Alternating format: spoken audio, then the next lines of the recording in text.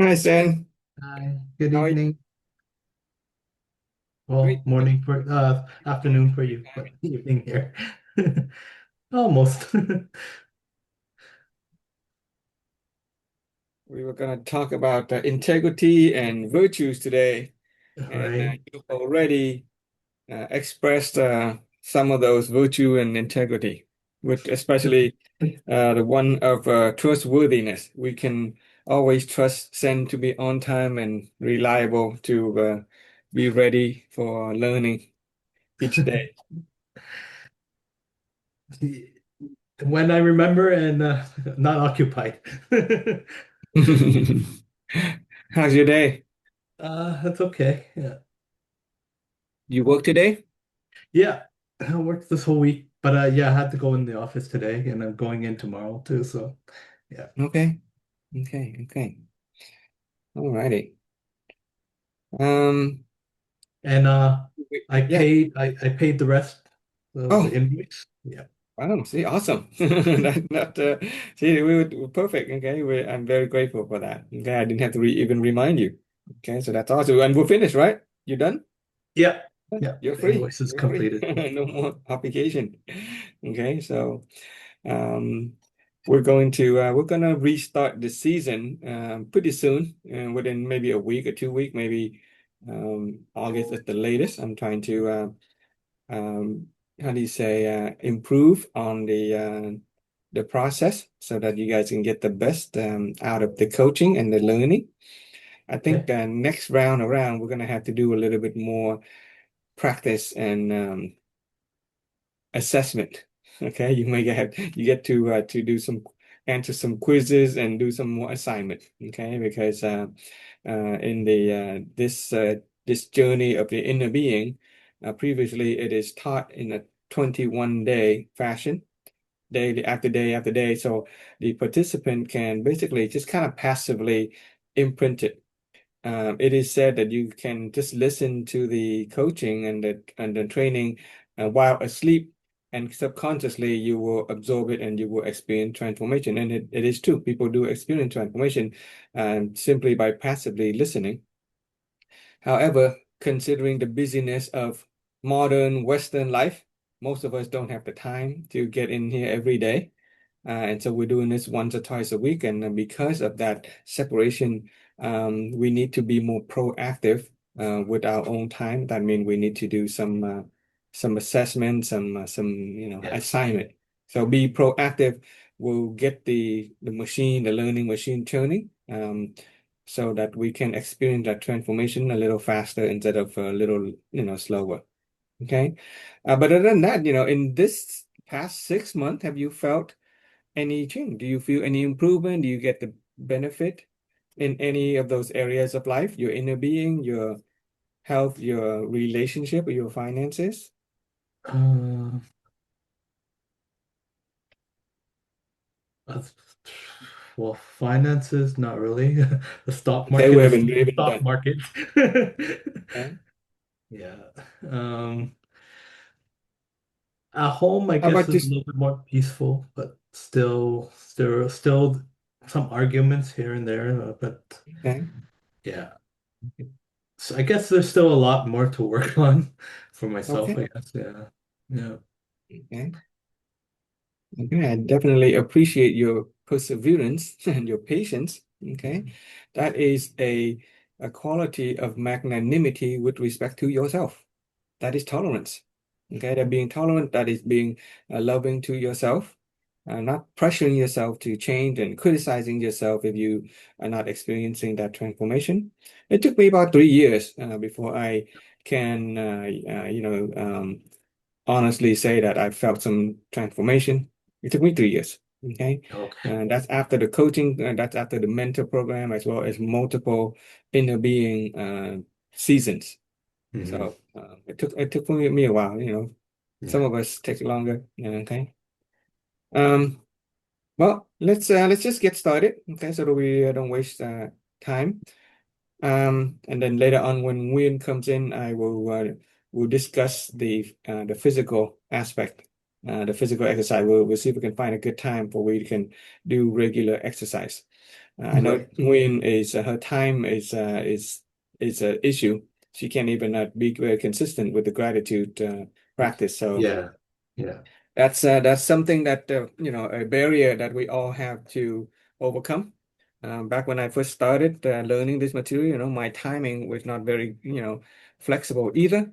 Hmm. I was doing working full time and going through the mentor program, and yeah, it's a challenge. It's something that we all need to work on. But once you get to a certain level, and you become sort of detached from your old way of being, for me, that include, you know, not working the 9 to 5 job. That include taking full and complete ownership of my occupation, my work.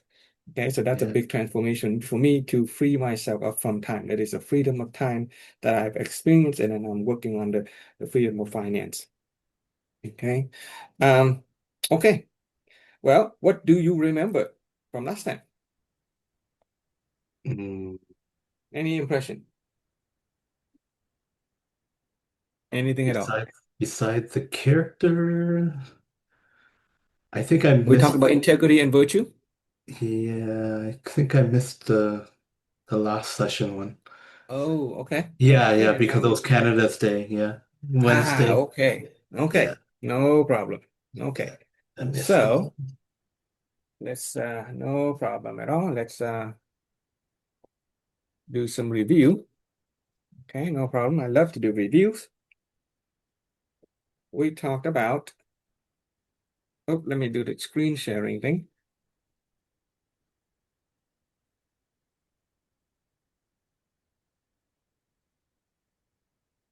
Here we go. Screen sharing.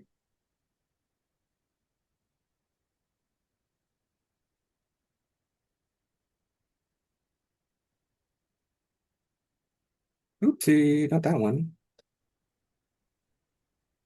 That one. Okay. Alrighty. So this is our house of holistic wealth. Okay, and also known as our house of our holistic wealth. It basically represents our life. Mhm. The foundation of our life is our inner being, and the house is held up by our health, our relationship, our finances. And instead of trying to fix the problems of our health, our relationship, our finances, we go about lighting up the room. Okay, instead of removing the darkness from in those areas, we brighten up the room by bringing light into these this seven compartment. We went through wisdom already. We went through mentality already. We went through character already. And we are now talking about integrity. And a little bit of going backward a little bit, this is the law of causality. The good seed, which is a cause, bring about desirable fruit, which is the outcome of life. Good seed Right. does not guarantee desirable outcome, so we need favorable condition, which is our affinity with people. Okay, makes Yeah, sense. yeah. For that formula to work, we need to stimulate the seed and we need to keep it. So we stimulate the seed, right? Kind of like, kind of get it to germinate, okay? Stimulate the Hmm. seed by expanding our awareness, okay? Expanding our awareness. That has to do with wisdom and awareness. In order to maintain that wisdom and awareness, we activate mentality. That is an energy of wisdom. Okay, remember the triangle reality of wisdom. There's the awareness. The energy is mentality. Hmm. Mentality of serenity, which is inner peace leading to joy. Mentality of magnanimity, which is tolerance and mercy and unconditional love. And the mentality of honor and gratitude, which attract good things into our life. That is the good seed within us. Now, as we have a good seed, we also influence the condition. Okay, we influence the condition around us, the people around us, the affinity.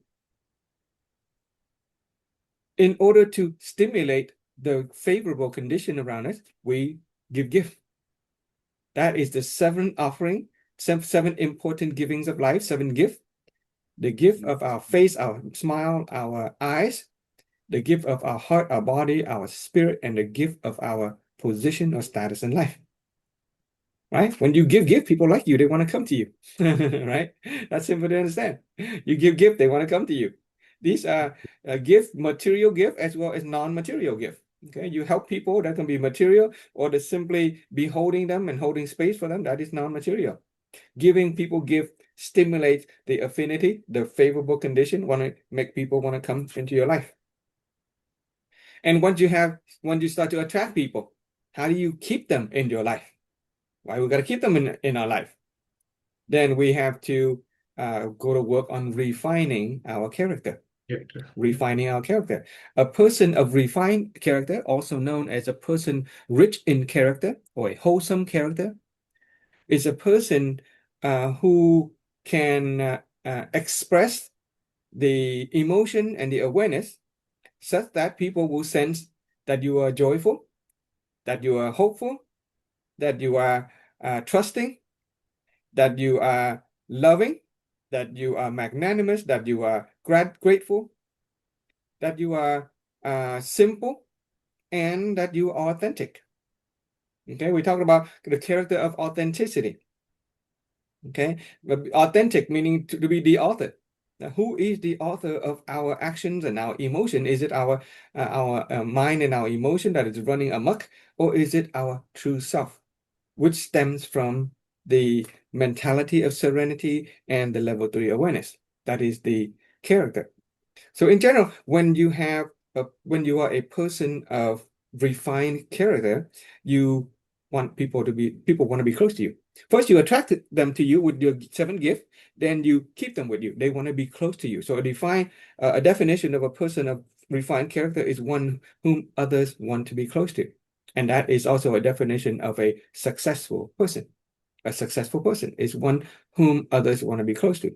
Because you could make a lot of money. You could be very rich materially. But there are many people who are rich and nobody want to be close to them. All right? And that basically diminishes the definition of what it means to be wealthy and rich. So this is rich in relationship. Now we have pretty much built the right wall of our house. Okay, so far in this we have used mentality, wisdom, and character. We built the right wall. Okay. Yeah. And so now that's a favorable condition. Now we have people. Okay, we have an awareness that people are our capital. You might want to write those down. Those are awareness and perspective. People are our capital. Okay, people are the bridge, if not the road, upon which we reach our destination. Okay, people are the road, if not the bridge that leads to road that will take us to our destination. So everything that we have ever want to achieve in life, it is given by people. Right? Even if we put a lot of effort into ourselves, there is never such a thing as a self-made person. It is always other people made. So we who are a person of character, we have this mentality, this perspective, and the perception that all of our achievement is thanks to the contribution of other people. Okay, so that is character.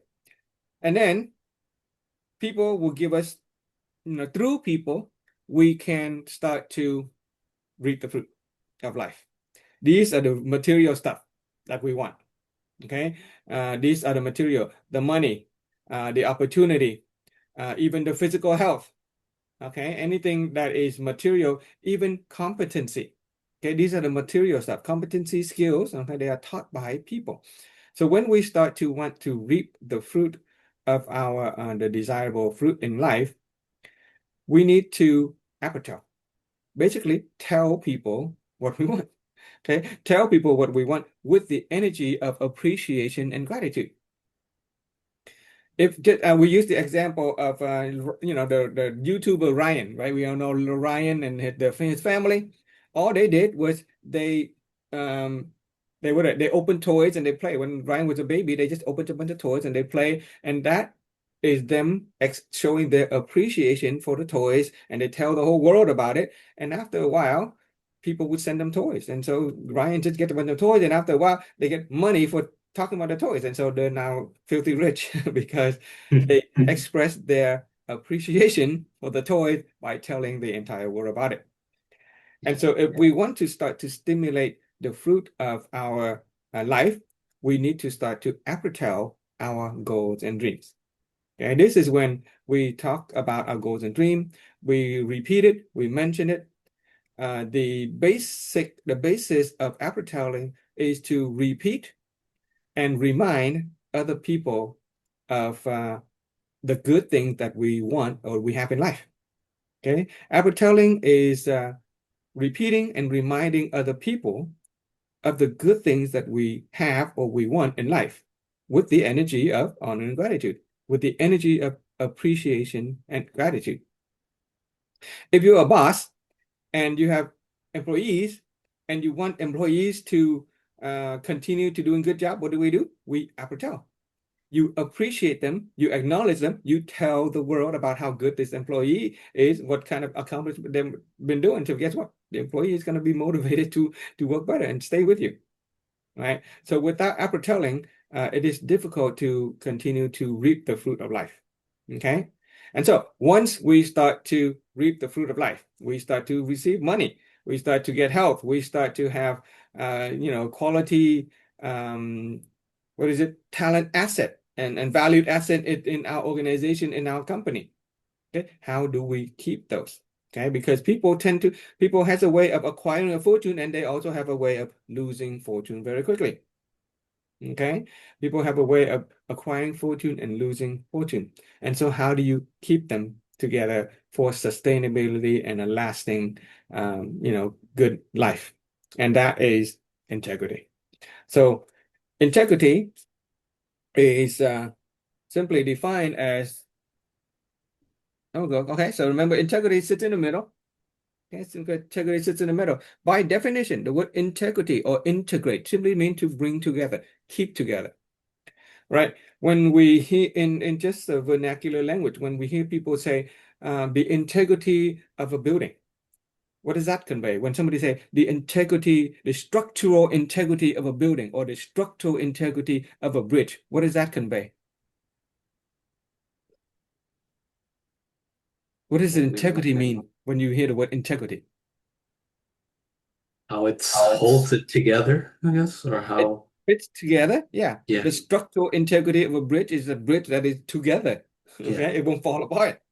Okay. The integrity of an organization, it is people being together and tight and working together. Okay. Get it together. Okay. Being someone who has gotten it together. The idea of togetherness, the idea of being whole, being complete, and being full. Okay? The integrity of a person is nothing more than a state of being whole, perfect, and complete. You can write that down. Integrity is a state of being whole, perfect, and complete. Okay? Whole, perfect, and complete. And that's what it is. It is the tie that binds everything together. It makes sure that mentality remains rich. It makes sure that your wisdom is rich, your character is rich, everything together, because without integrity, everything falls apart. Okay? And beneath integrity, another definition is that integrity is the sum of all virtues. Integrity itself is not a virtue. Okay, people tend to mistake about that. Okay, integrity itself is not a virtue. In fact, it is the sum of all virtues. Because when you ask a person what is integrity, they'll give you, a dozen definitions. Somebody will say, "Oh, that person is honest." Somebody say that person is trustworthy. Somebody say that person is wise. Somebody say that person is accountable. Well, that is because all of those virtues make up integrity. Okay. And while there are so many virtues out there in different cultures and different countries and background, they can different religion have different virtues. When we research into virtues and integrity, we discover that you only need these five. These five are the five foundational virtues that make a person of integrity. And the combination of these virtues basically give rise to all other virtues.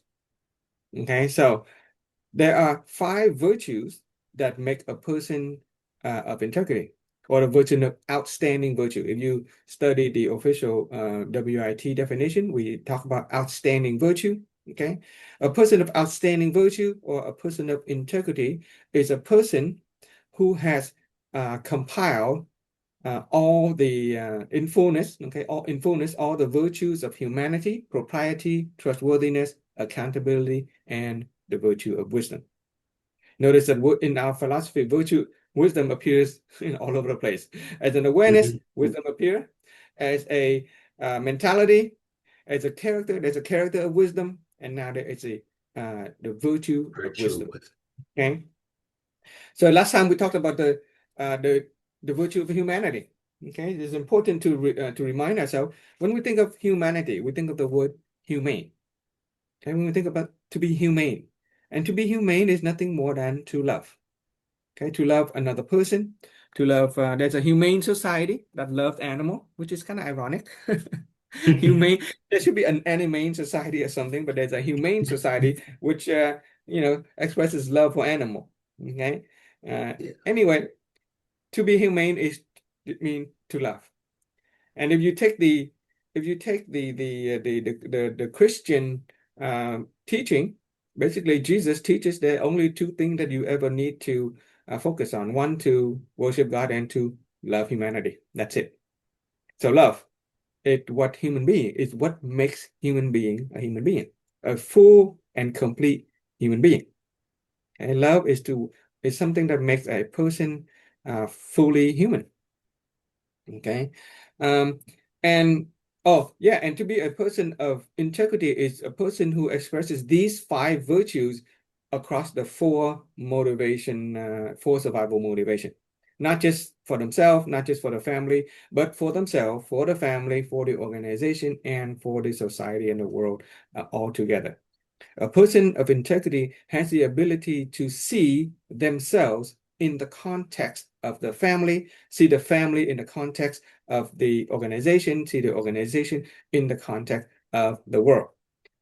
And when they do anything, they begin with themselves, but they have the world, the organization, and the family in mind. Because they understand that the only way that you can change the world is by changing yourself. Okay. But if all you focus on is yourself, then you're going to be in conflict with your family. You're going to be in conflict with your organization. You're going to be in conflict with the rest of the world. So the 4 survival motivation, also known as the 4 debt of gratitude, is the context in which a person of integrity or outstanding virtue will operate. Okay, so the 4 survival motivation. So a person who expresses, who cultivate, there are certain action verb that we associate with each of these virtues. Humanity is the seed. We cultivate that seed within us. We cultivate that seed, and we cultivate the seed with respect to ourselves, with respect to our family, with respect to our organization and society.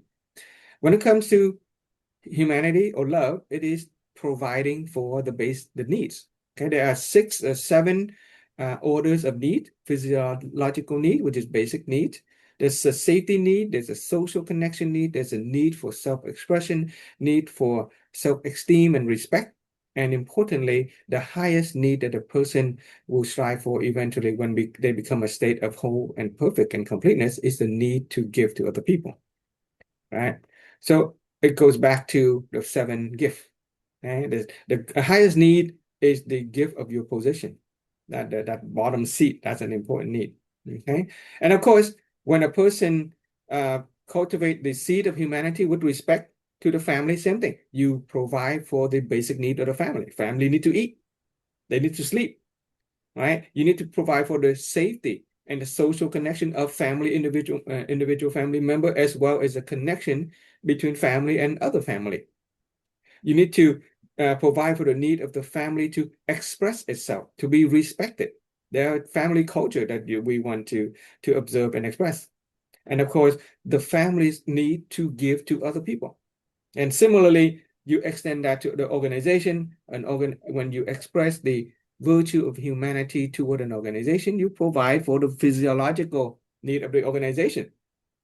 People in the organization need to eat. Okay. So if a boss is an owner of a business, then he needs to understand that his employee need to be paid because they need to feed their family. It's that simple. That is the physiological basic need. And of course, they need to feel safe. They need to have the social connection, and the organization need to be respected by other organizations in the world. The organization need to express the mission, the value, and the organization need to give to create value if a person understand the humanity with respect to the organization. And finally, you extend that to the rest of the world. Okay. That is the virtue of humanity, which is in a simple term, a love. And interestingly, like when we talk about human nature, the virtue of humanity will stimulate or activate your human nature of wealth and resources. Because of love, we go about expanding our resources, right? We want to make money to provide for our family. We want to improve our wealth of competency and talent. Okay, it is love that drives us to expand our nature of wealth. And so a person who doesn't love anybody doesn't really have a lot of talent. People who have a lot of talent and a lot of resource really is because they have a lot of people that they care for and provide for. Okay, so that is humanity. The next virtue that we talked about is the virtue of propriety. Okay, the virtue of propriety, the action verb we associate with propriety is to express. We simply express propriety. And it means respect, to be appropriate, to be proper. When in Rome, do as what Romans do, knowing your place and be respectable. It has to do with morality, right? Different culture has different morality. When you understand the morality of a culture, for example, in the Vietnamese culture, when we speak to another person, we use different pronouns, right? In English, it's just you and me and I. That's just you and me. It's individualistic. But in the Vietnamese or Chinese culture, there is a relational respect to that. When you speak to a woman, you have to first think, okay, is she in the range age of, around your mother? Or is she older than your mother? Or is she younger than your mother? Right? Until you would call her an aunt. But there's a word for older aunt and there's a word for younger aunt. Or you call her little sister or big sister because if she's around the age of your siblings. Or if she is around the age of your parent, then you have to call her grandma, and great aunt. Similarly with the male as well. So many different pronouns, and it has to do with being proper, being appropriate, and paying proper respect for that person. It also has to do with legality, right? A person who is proper understand the rule of law. They obey the law. They're a good citizen. Okay, that falls into being proper, being respectful of the law, legality. And the foundation that is honoring. Okay, you honor and you are grateful to be part of this society. You are grateful to be part of a family. You are grateful to be part of the organization. So you express your propriety because that's simply the right thing to do. Okay, and a person who can appropriately express their propriety in an organization, in a society, will be seen by other people as a person of integrity. Okay, a person of integrity. Okay, so that's propriety. Pretty simple, right? Just have to respect, express it and respect it. Uh, let's see. Today, let's talk about virtue of wisdom. Yeah, let's do wisdom. So we have wisdom, we have trustworthiness, and then we have accountability. So let's talk about wisdom. Okay, talk about virtue of wisdom. Any question and impression so far with those virtue? I went kind of fast. No, that's Okay, very straightforward. Yeah. okay. Just a first impression. Okay, never mind. Let's move on. We'll talk about wisdom. Yeah. Okay. The virtue of wisdom. Okay, the virtue of wisdom.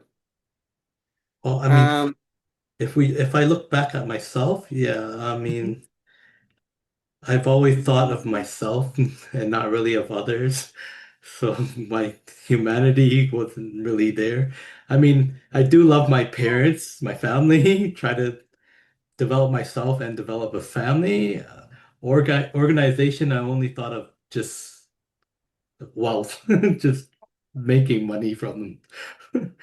I give them time, they give me money. Or I give them whatever skill that I can do or what I can help them with, and then I just get the money. Yeah, I Mm-hmm. never really looked into not really self-expression either. I guess it, Mm-hmm. um, I never really looked into social connection in the organization. I understand Mm. networking. I guess that's That's similar what to it is. Yeah. networking. Yeah, but Yeah, it's similar to networking in terms of yeah, so, uh-huh. yeah. But in So terms of as individuals, social connection, they're many different level, right? yeah, There's a acquaintance. I just kind of have their phone number. That's an acquaintance. yeah, And after a while, you if you can improve your level of connection from acquaintance to familiarity, then you know a little bit more than just their phone number, yeah, the name, the phone number, their work, maybe their hobbies. And then if you can elevate your connection with another person to the level of fondness, oh, you actually like that person, and they actually like you. Their hobby resonate with yours. You enjoy spending time with them. You yeah, enjoy talking to them. You play game with them. You whatever, right? And if you can improve your relationship, social connection with a person to a degree of trust, oh, then you can probably begin to do business with them. You can trust them to do a task. You can yeah, trust them to 2 o'clock in the morning when your car breaks down, and you can call them up. That kind of trust that they will wake up at 2 o'clock and go and help you out, right?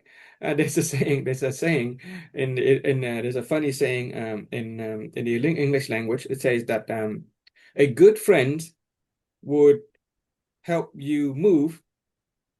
A great friend will help you move bodies. Get it, get it. Okay. A good yeah, friend will help you move. Yeah, they'll help yeah. you. I Okay. mean, But a great friend will help you move bodies. Okay. So that is a social connection. That is the degree of complete trust, of tight-knit relationship. And imagine what you can do with another person who has that kind of tight-knit relationship with you. Right? Imagine what possibilities are there. Right?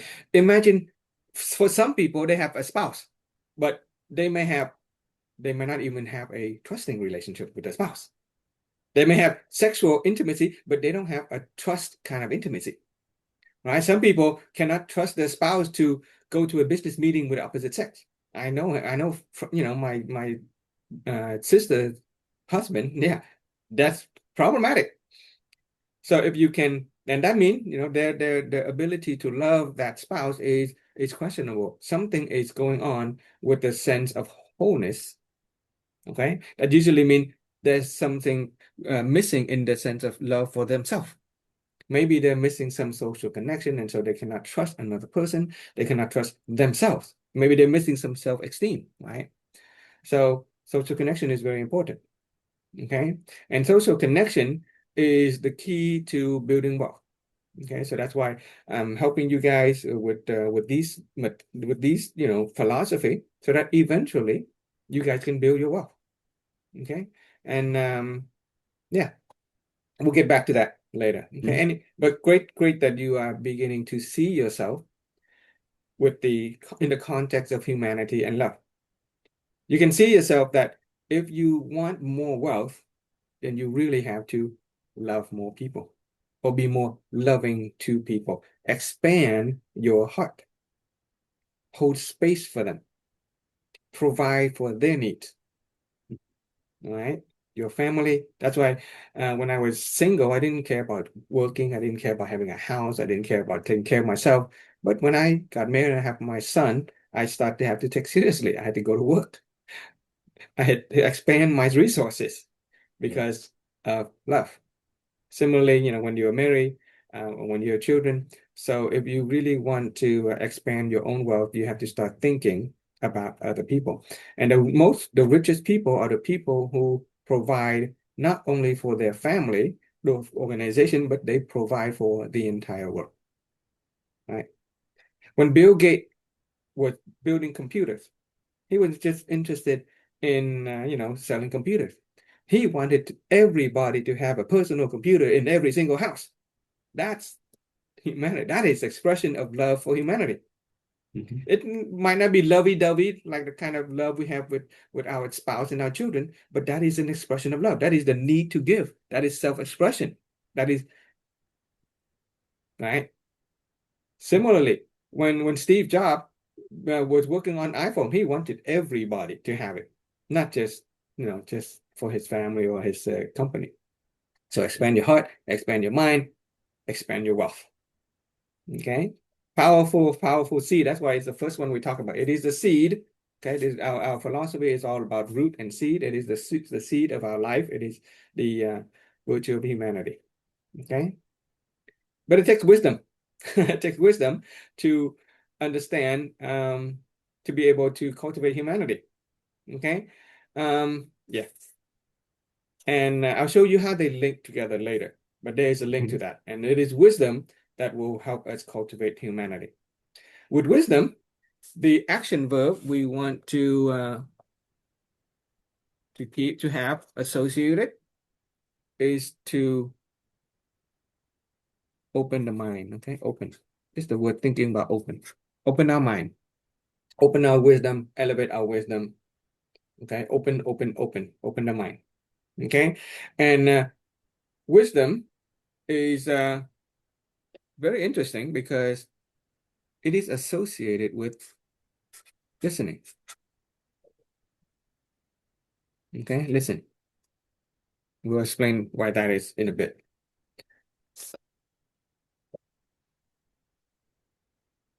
Okay. It is associated with the human nature of beauty. We'll explain that in a little bit later as well. I mean, form. Okay, this one's done.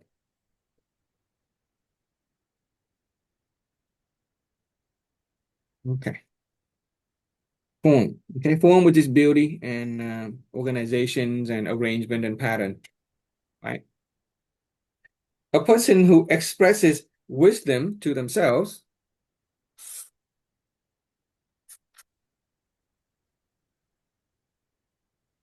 is a person who listens to themselves. It's that simple. Okay. Listen to the self. Listen to themselves. A person who is open-minded with respect to the family,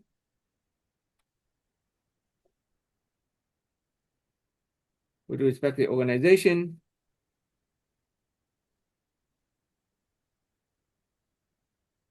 with respect to the society in the world, is one who listens to the family, to organization, and to the world. Okay.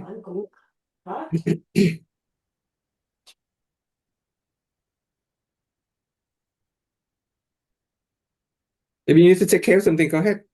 Oh, no, no. It's okay. She's just Okay. being a mom and reminding me to sleep. Okay. Okay. So this is a chance this is our chance to activate all of those mentality. Okay. Magnanimity and honoring gratitude and all that stuff. Okay. Or simply level three awareness.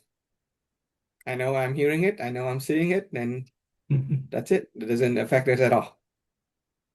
Right. So you see how wonderful it is if we have those tools with us. Mhm. Okay. Um, listen. Okay.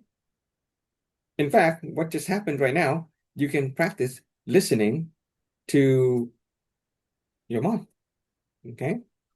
What is it that she's trying to do? That we are listening. So we already learned about listening when we talked about the circle of knowledge. Remember that Chinese symbol for listening? Right. So Yeah. there's in listening on the most basic level, we listen to the words, okay, using our ears, and then Another level, we listen to the body language using our eyes, okay, because Yep. people speak in body language. And then on a higher level, we listen with our heart. We listen to the emotion. We are empathetic, okay? We're empathetic um, without being dragged down by the mind and the emotion. Okay, there's a difference between empathy and sympathy. Okay, empathy is actually feeling their emotion, but you allow yourself to feel the emotion, but without being pulled down by the negative energy. Okay, sympathy is being is being resonating in a way that you are also suffering with them. Okay, so you can do research a difference between sympathy and empathy. Okay, it is it is a praiseworthy thing to be empathetic. Sympathy is okay, but sympathy puts you on a there's a pity involved in sympathy. When you sympathize with somebody, you pity them, See them. and Yeah. that puts you on a higher, more superior level than them. That approaches, arrogance and pride.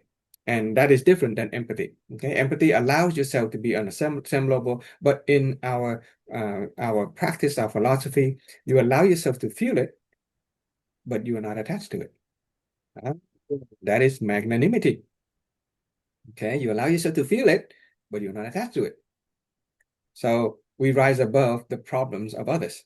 Okay, so that is listening on an emotional level, and on a even deeper level, you can listen to a person's commitment. Okay, sometimes people will talk to you and they'll complain. They'll complain about the problems, but if you can listen to what it is that they really, really want. For example, if a woman come to you and complain about her husband or her boyfriend being unfaithful to her, right? Or being, how do you say, abusive to her. If all you're listening is on what she's saying, what you see, or if you are listening to her emotion, then you're listening to her suffering. Okay, you can be compassionate. Compassion, I mean, to suffer together. You can be compassionate and share and connect with them. It's okay. But if you want to help that woman, then you have to realize that what she really wants is a harmonious relationship. She just doesn't want to spread negativity. Okay, she doesn't want to spread negativity. What she really wants is harmonious relationship, or she want to be free from suffering. People will share their problem with you because they want to be free from it. Some of them might want to drag you down with them because they feel good to have allies. Okay, people do that. That's what drama is about. They drag you down with them. But if you allow yourself to be dragged into their drama, then now you have two people suffering. It doesn't help them, it doesn't help you. So you can listen to their commitment and you come to a realization that, oh, what they really want is peace of mind. What they really want is love. What they really, really want is a sense of wholeness and completeness. That's why this philosophy gives us the foundation of human nature, and we actually know what people really want.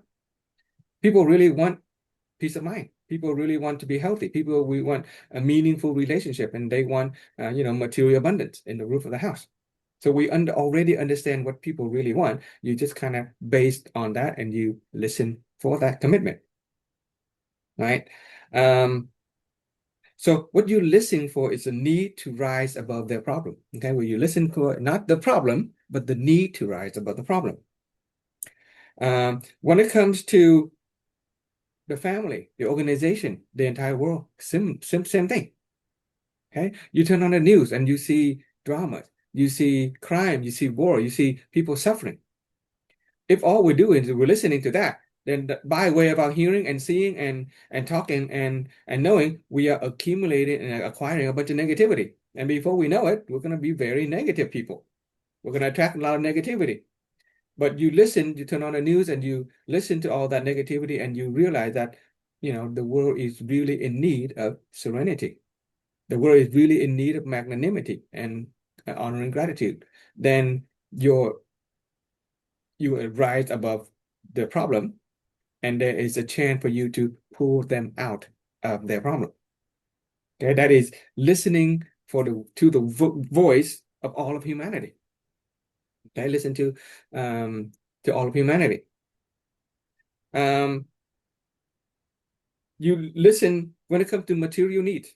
Okay, when you for a person, when you listen to their material needs, okay, then you listen to their dream job. What is it that they, what kind of work do they want to do? You listen to the dream job. What kind of the work that they want to do that will give them fulfillment that will give them self-expression, self-actualization, right? You listen for the dream life. So when we talk to a person, we build a connection here, okay? The person of wisdom, upon interacting with people, will ask the kind of question will cause the other person to tell them about their dream life, as opposed to their problem life. Okay. So when we talk to a person, we talk about the dream and goals. Don't talk about the problem, right? Open the mind, okay? Open the mind. And we talked about the realm of living. We talked about here. That's why I share with you guys the seven realms of living, right? If you work and you earn a wage, that's called a job. Let's write that down, okay? For the sake of who are those that are watching this later. When you listen to a person's material needs, when you listen to a person's material need, there is the concept of the seven realms of living. Seven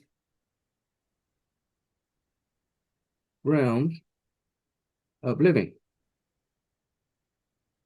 Well, we talk about standards of living. Each of these is a standard. With the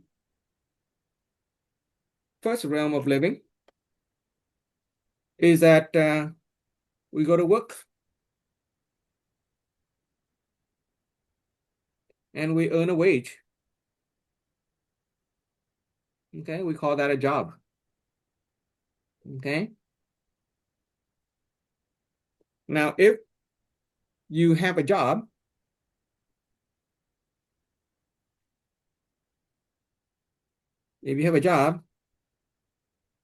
and you have an ownership,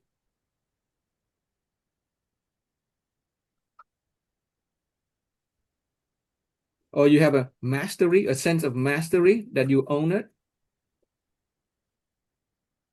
then we call that a business. You can be earning a wage. You can work for a company or an employer and earn a wage. But if your mentality is that I'm in a business with this company, I am trading my time of my own will, then you're essentially running a business. You are doing business with the company. You're on an equal term. That is the different mentality than somebody who I'm just working so that I can get paid. Right? There's ownership and mastery involved. If you have that kind of mentality, that way of being that I'm a business owner, okay, so if you have a business,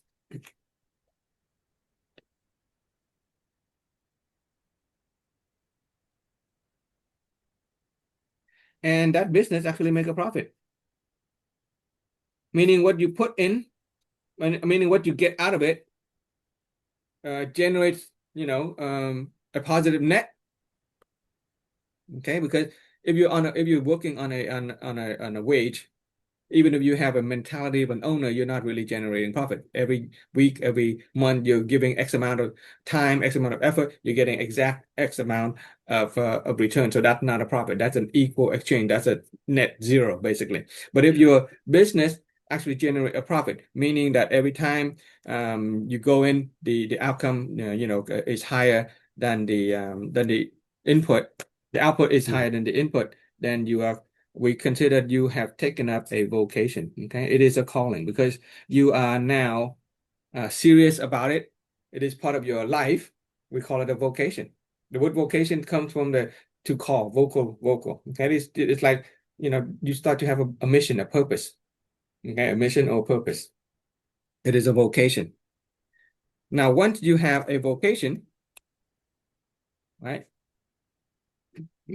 So now it is no longer about working for wages. Now you're really owning a business, okay? And the business is generating profit, and you have a mission, okay, that you want to, create value for the people.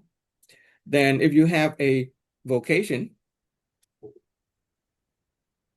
it is your life work, essentially, okay? You are serious, it is your career, your life work. And if you have a vocation and you reach a level of maturity,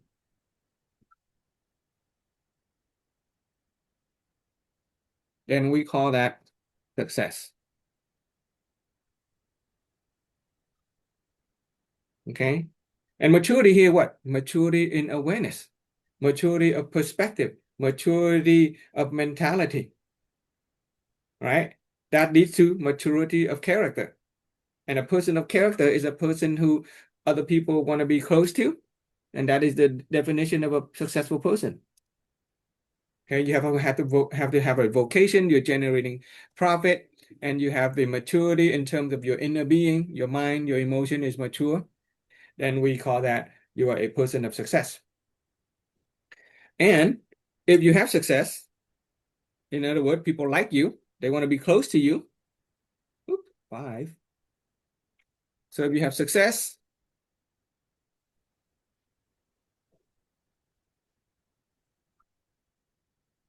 and if you have good health, and if you have harmonious relationship,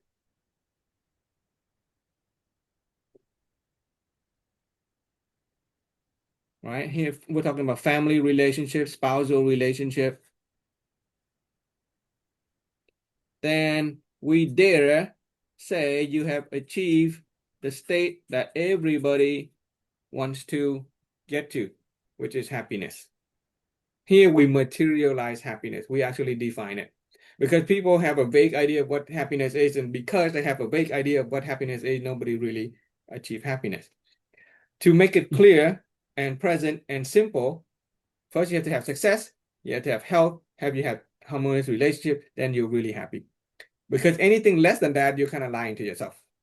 Really? Yeah. If you have money and you get really sick and say, "Oh, I'm really happy with my money, but I'm sick." No, you're not really happy. Okay? Or have great health. Okay, I have great health. I'm really strong, I have great health, but I have no money. I can't do anything. I have nobody around me. Now you're lying yourself. You're not happy. Other people say, I have great relationship. My spouse, my children, my co-worker, my people love me. But I'm sick and I have no money either. So we say, no, your happiness is not full and complete. So you can see a state of being whole and complete really is a state of happiness. Yeah. Okay. That is a state of being integrity. Right.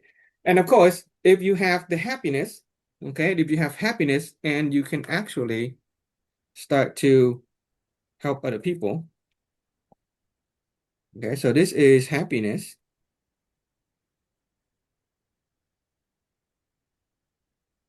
Okay, and you help other people.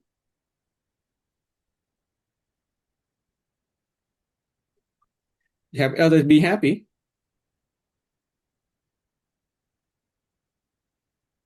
So we call that value creation. Value of life, you can call it value of life. This is when your life actually has value because you're creating value for other people. Okay, and finally, if you're already happy and you're creating value for other people, so if you have value creation,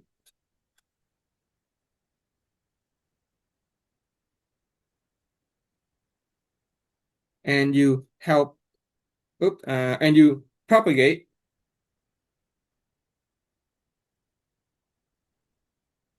okay, propagation,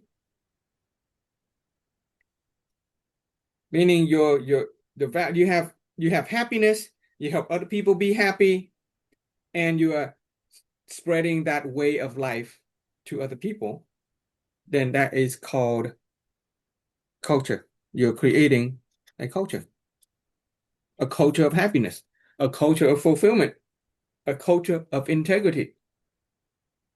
That is a level 7 realm of living. And so a person of wisdom actually listen for that on the level of the self, on the level of the family, on the level of the organization, and on the level of the society and the world. They listen for the need to rise above the 9 to 5 rat race called a job. They listen for a business owner's need to generate profit and make it their mission in life. They listen for a person who has a vocation, the need to mature in their perspective, mature in their perception and awareness, mature in the character so that they can become a person of success. And they listen for a person of success to have the fulfillment in their health and their relationship so that they can be happy.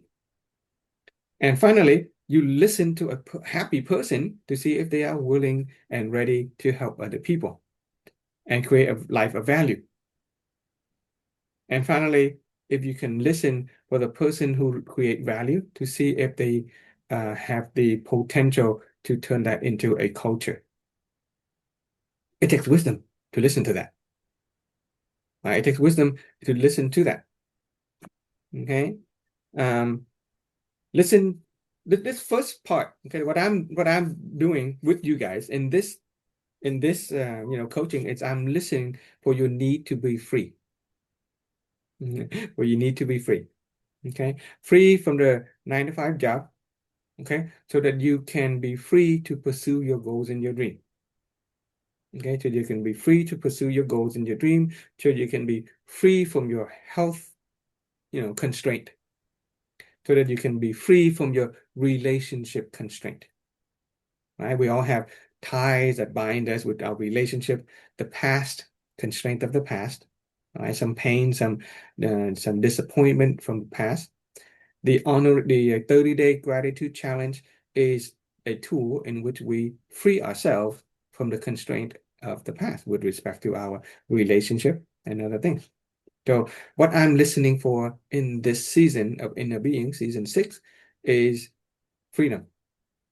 Okay? Your freedom. Yeah. And let's see.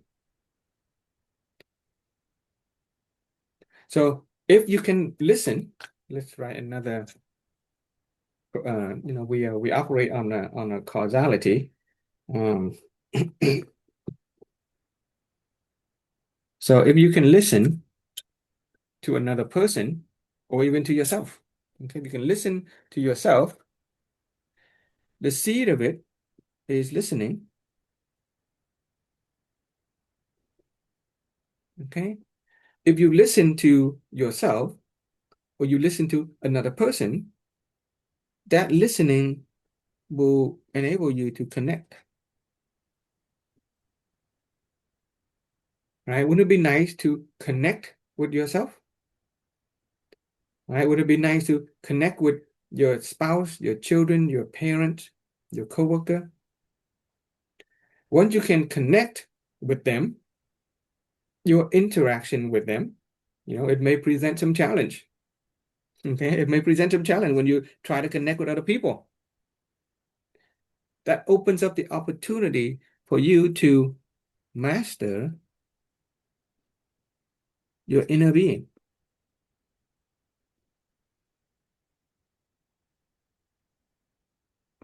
Without another person to challenge you, there will be no need for magnanimity. Right? Without another person stepping into your space, there will be no need for honoring gratitude. Without undesirable circumstances in life, there will be no need for serenity.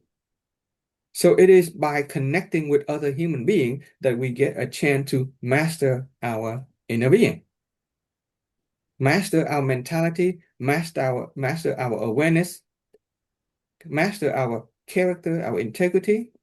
And if we can master all of that, then we master all of life, internally and externally. Right? If you master your relationship, all of your relationship is harmonious. If you master your inner being, including your mentality, your physical and mental health, then that house of holistic health is complete. You master life, beginning with listen, which is wisdom. That's why same thing, right? Pretty much the same model. We just draw it differently. That house of holistic health is pretty much exactly the same model. It's just drawn differently. Wisdom is the foundation. Listening, blah, blah, blah, blah, blah, blah, all the way around, up. Complete, total, complete mastery, holistic wealth, holistic health. By listening, we connect to ourselves, connect to other people. It helps us master our mentality, our wisdom, our character, our integrity, and we master all of life. Okay? Listen with awareness, level 1 is right or wrong, right? When a person says something, right or wrong, good or bad, should or should not, does Frank make sense or not? Do I like what he's saying or not? Is he right or wrong? Should I this or should I that? But listening with level 2 awareness is root cause of life begin with me. There's a recognition that what I'm experiencing right now is on a vibrational frequency level caused by me. So if somebody is saying something negative, instead of thinking of that as being negative, they are doing something offensive to me, there's a recognition that, oh, this is me causing that. That what I'm hearing, what I'm seeing is not from them, it is from me. I'm projecting that. Right? That is a formula for the root cause of life. That is listening on level 2, awareness and wisdom. Right? Awareness 2 is root cause of life begin with me. I don't blame other people. I don't blame myself either. And when you listen with wisdom level 2, then you begin to create a mental image, a new mental image. Okay, a new mental image of another person, of yourself. Oh, if you can listen to yourself and you create a new mental image, starting from nothing, right? First you have to blank out, start from nothing. Who I am is a possibility of being grateful. This person is actually here to teach me a lesson, and I should be grateful. This is a chance for me to master my inner being. If a person is doing something that is offensive, they're actually trying to connect and they're teaching me a lesson. There's a story of the descended angel, right? The descended angel story. Two angels, that one angel, very loving, talks to God, that say that I want to spend time with humanity. And God said, fine, but when you come down and become a human being, you're gonna forget your angelic nature, and it's gonna be difficult to come back into heaven. The only way you can come back into heaven is to be magnanimous with people. And the more magnanimous you can be with people, the faster you go back to heaven. And what if you lose your way and you're not magnanimous? And so the little angel has a best friend. The best friend say, I'm going to help. I'm going to help. I'm going to come down and make sure that my friend will practice magnanimity as often as possible. And so this friend angel will come down and will challenge as much as possible so that the other friend angel will get as much chances to practice magnanimity as much as possible so that he can go back to heaven. So the person you meet or the person who is challenging you may be your best friend in heaven, trying to help you master your inner being so that you go back to heaven. That is wisdom level 2. Okay. If you listen with wisdom level 3, there's benefit. On the one hand, if you listen with wisdom and awareness level 3, then you experience that state of balance and serenity. I know I'm hearing, I know I'm seeing, and that's it. You're not tied to the emotion and the mind, and so you free yourself from suffering. But there's another benefit to listening with wisdom level 3, is that when you're at a balance level, your vibrational frequency is also ultra high. And when your frequency is ultra high, you can access level 4 wisdom. And level 4 wisdom is the storehouse of untaught knowledge. Knowledge that we have not acquired and accumulated in this lifetime. We not have studied. These are insight. These are creativity. These are creative insight that the artists and the scientists tap into when they let go of the mind and the emotion. They may use the mind and the emotion to think. That's level 1. Okay, but at some point they will let go of the problem solving phase of the mind, and they just kind of let go, and then they'll go to sleep or something in the middle of the night, or the next morning they'll wake up with an insight, a solution to the problem that you did not arrive with using the lower level of awareness and wisdom. That is level 4 awareness and wisdom. And we already learned that level 4 wisdom come from either our total causal cognition. Maybe we did accumulated those cognition, those knowledge in our past lifetime. So by being serene, being balanced, access to that storehouse of subconscious knowledge, or we download it from a higher dimension, higher beings, higher intelligence from the cloud, so to speak. That's why sometimes people, spiritual and religious people, they'll see a vision of God, and they'll see a message from a higher being and things like that.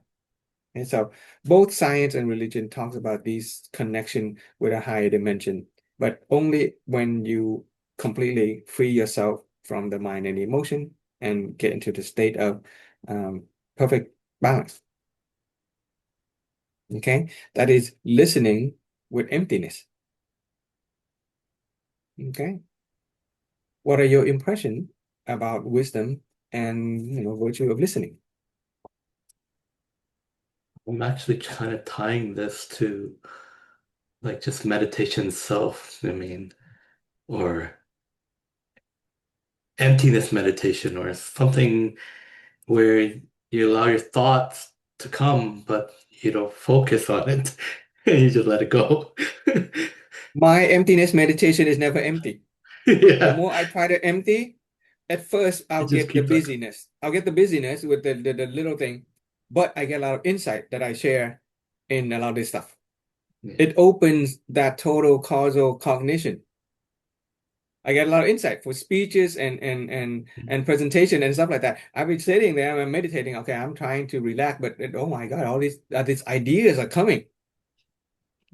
That's my experience of it through meditation, Yeah, emptiness meditation. But it's full of stuff, but stuff that I didn't really prepare, stuff that comes from level 4, dimension, yeah. from either my previous cognition or from the cloud. Yeah. Which is cool, which is cool. Okay. That's a very rewarding experience to do emptiness meditation, and I get reward in terms of knowledge and understanding. Yeah. Anything else on wisdom and listening? How about with other people? I mean, yeah, well, the understanding of listening to, is, is, I mean, if we talk about material, then we can focus trying to find out what realms of living that they're Yeah, looking for. what they're in and what they're heading toward. Yeah, yeah, okay, yeah.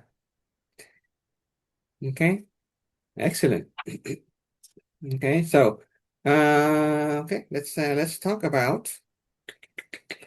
Shall we talk about? Let's see, which one?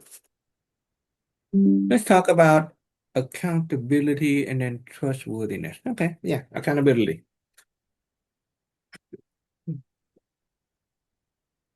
Okay, accountability.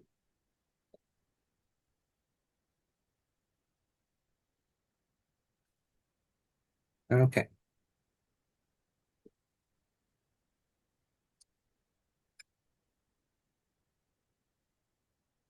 let's use that.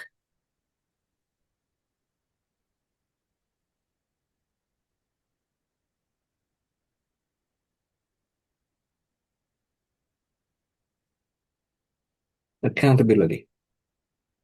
Okay, accountability.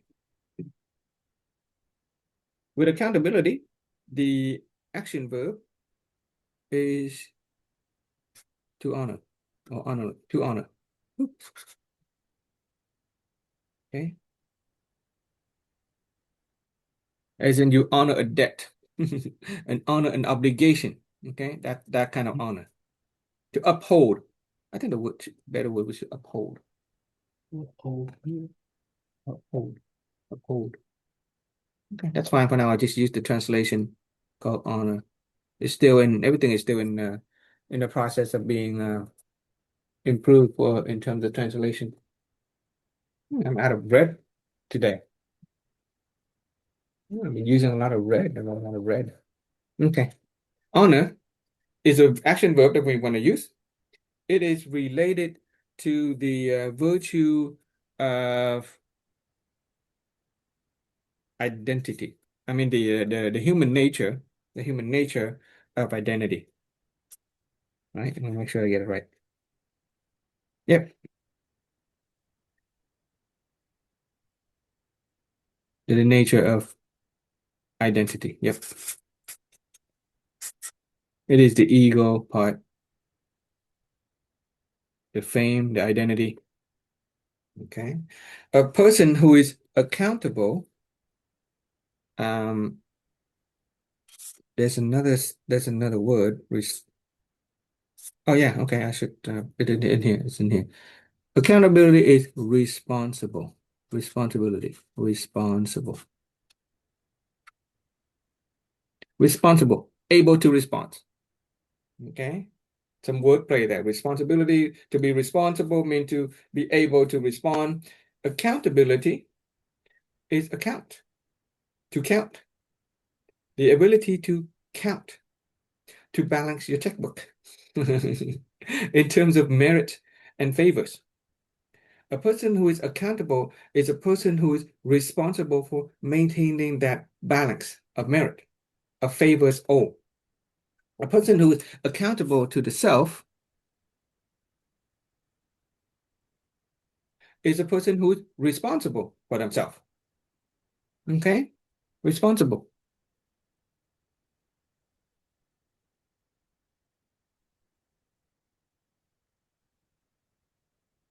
A person who is accountable or responsible to the self is a person who pay it back and give forward.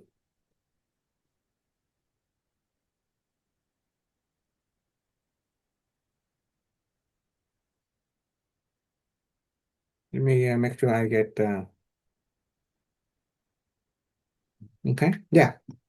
A person who is responsible for the self is who acknowledges the existence. Okay, acknowledge existence.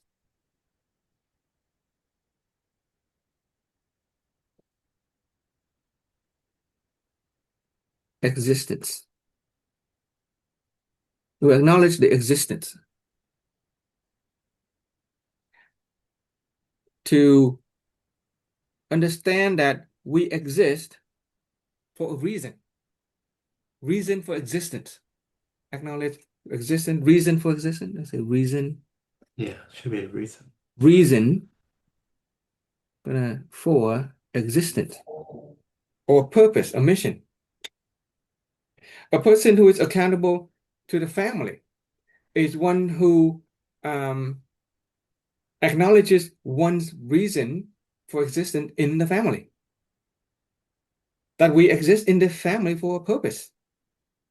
A person who is accountable or responsible to an organization is one who acknowledges their own reason for existence in the organization. They're there for a purpose, for a mission. So the key to accountability is the acknowledgement and responsibility. Okay, acknowledgement and responsibility. And because we acknowledge our reason for existing, we are also accountable. We understand that there's a balance. We are given a chance to be in this life to live in this world. So we have to take responsibility for living a complete life. If we understand that we are given a chance to be in a family, then we hold ourselves accountable and responsible to paying back the debt that the family has given to us. Okay, it is the full gratitude, the debt, the sense of giving back and the sense of paying forward. Of course, the person of integrity, one who is full and complete, is also a person who understands fulfillment and one who understands that if all you do is to give payback, then that is a zero-sum game. Someone do you a favor and you pay back. If your parent raise you and you honor them and you're grateful for them and all you think about is giving back to them, then that is a zero-sum game. Life doesn't grow. So there is the give forward. There's a pay it forward. I'm very fortunate at a young age when my parents said that, Frank, you don't have to worry about taking care of us. A lot of parents raise their children with the expectation that their children will, pay back, especially in the Vietnamese community. Okay, American Western, not so much. 18-year-old, you're out the door. Okay, you're supposed to be independent, which is in a way that nice, but sometimes it'll also enable them to be free and independent, but it also diminish the connectedness of the social relationship. And so that's why they pay the price of being old and they have, separated from the children. So it's kind of sad existence. But many parents have the expectation that their children will take care of them. And so they blame them. Instead, my parents say, Frank, your job is to pay it forward. Okay? Pay it forward. Live your life, create value for other people. And that's responsibility. You're not responsible for taking care of our parent. You're responsible for taking care of your children and other people. That is the paying forward or give it forward concept that my parent had taught me. Having said that, we already studied that the recognition of 9 type of people. So these are great benefactors, our parents, then we have to pay back. Okay, yeah, we have to pay back and we pay it forward. That's how we grow, right? We grow in our wealth. We grow in our nature of humanity, our virtue of humanity. We have to grow so that we can provide for the parent and we provide for our children and future generations. That is growth. Okay, that is growth and that maturity. Without that, then if all you do is pay back to the parent, I know some unfortunate people who only focus on paying back with their parent, like especially men who are sort of dependent on their mother and stuff like that, and they only focus on paying back to the mother, and so they kind of neglect their wives and their children, and their lives are not very happy. They usually end up with divorce and stuff like that. Okay. And on the other hand, men who only give it forward and only take care of their wives and their children, but they don't take care of the parent, is also diminished too. Okay, so we have to learn to balance. We have to learn how to count, but count here with wisdom. This is our accounting. It is an unbalanced, but on a positive direction. Okay. Yeah. Any impression on accountability? To be responsible, basically. Similarly, with a family, there is the organization, and there is the world. We are accountable because we recognize our existence in the world. Okay. For many people, they recognize that they get to breathe because the earth gives them a chance to breathe. So they pay it forward by taking care of the earth. They become environmentalists. They fight pollution and they try to maintain a green earth. That is the understanding that they are accountable and responsible for the earth on a material physical level. We understand that our organization give us a chance to be a valued asset, and so we are responsible for taking care of the organization. And we get a sense of responsibility And so we are accountable to the organization. Pretty simple one, right? Accountability, responsibility, to keep account, to balance the checkbook, but it has to be positive. Who wants a checkbook? Who wants a bank account that is, net zero? No, yeah, you want the balance account to be positive, right? So you want to create more value, earn more merit. That's a smart accountability. Okay, you don't want to go net zero. You don't want a net negative. Okay, so a positive account balance by accountability. And lastly, any impression or question on that one? What do you think about accountability? If I look back to myself, I've always, yes, I want to pay back to my parents, but I also have the feeling that even though I'm paying back, it's never enough to pay back. They gave you life. Yeah, They gave you the experiences. exactly. No Yeah, matter you pay back, it's not enough. right. And at some point, you need to realize that you need to pay it forward too, Yeah. because yes, we can never pay it back in full. And if we are attached to it, if we're entangled by that constant need to pay back, then will always be in debt, right? Then we'll always be in the negative. Mhm. So the only way for our life to become positive is we create value for other people. You have to pay it forward, right? So a parent who demand the children to pay back is pretty sad. And similarly for us, recognizing that we can never pay back in full allows us to be grateful, right? Recognizing that we can never pay back in full allows us to be grateful and use that as a positive energy to give forward, right? Because the seed has to grow into a tree and bear fruit. And the only way to bear fruit is to create value for other people. Yeah, that's positive accountability. Okay. Thank you for sharing that.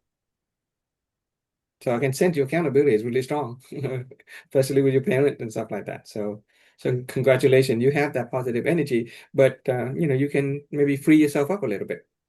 Okay, free yourself up so that you can expand your nature of wealth and then cultivate your love for the rest of humanity, for other people. That is the path of maturity and growth. Okay, all right. Really enjoying the talk on integrity today. Kind of cool, huh? It's a nice little wrap up for the near end of our season. Yeah. Okay. What's the next one? Trustworthiness. There we go. Trustworthiness. Yeah. Trustworthiness. Very simple one. Okay.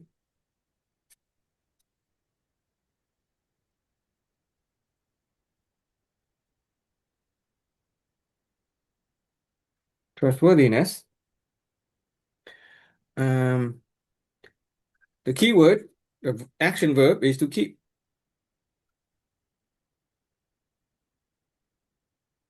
Okay. Let's see. When it comes to trustworthiness, let me see. Make sure I have a. Da, da, da, da. Okay. Yeah. Okay. To keep. And what do we keep? What do we keep? So with the self, as well as the family, organization, and the world.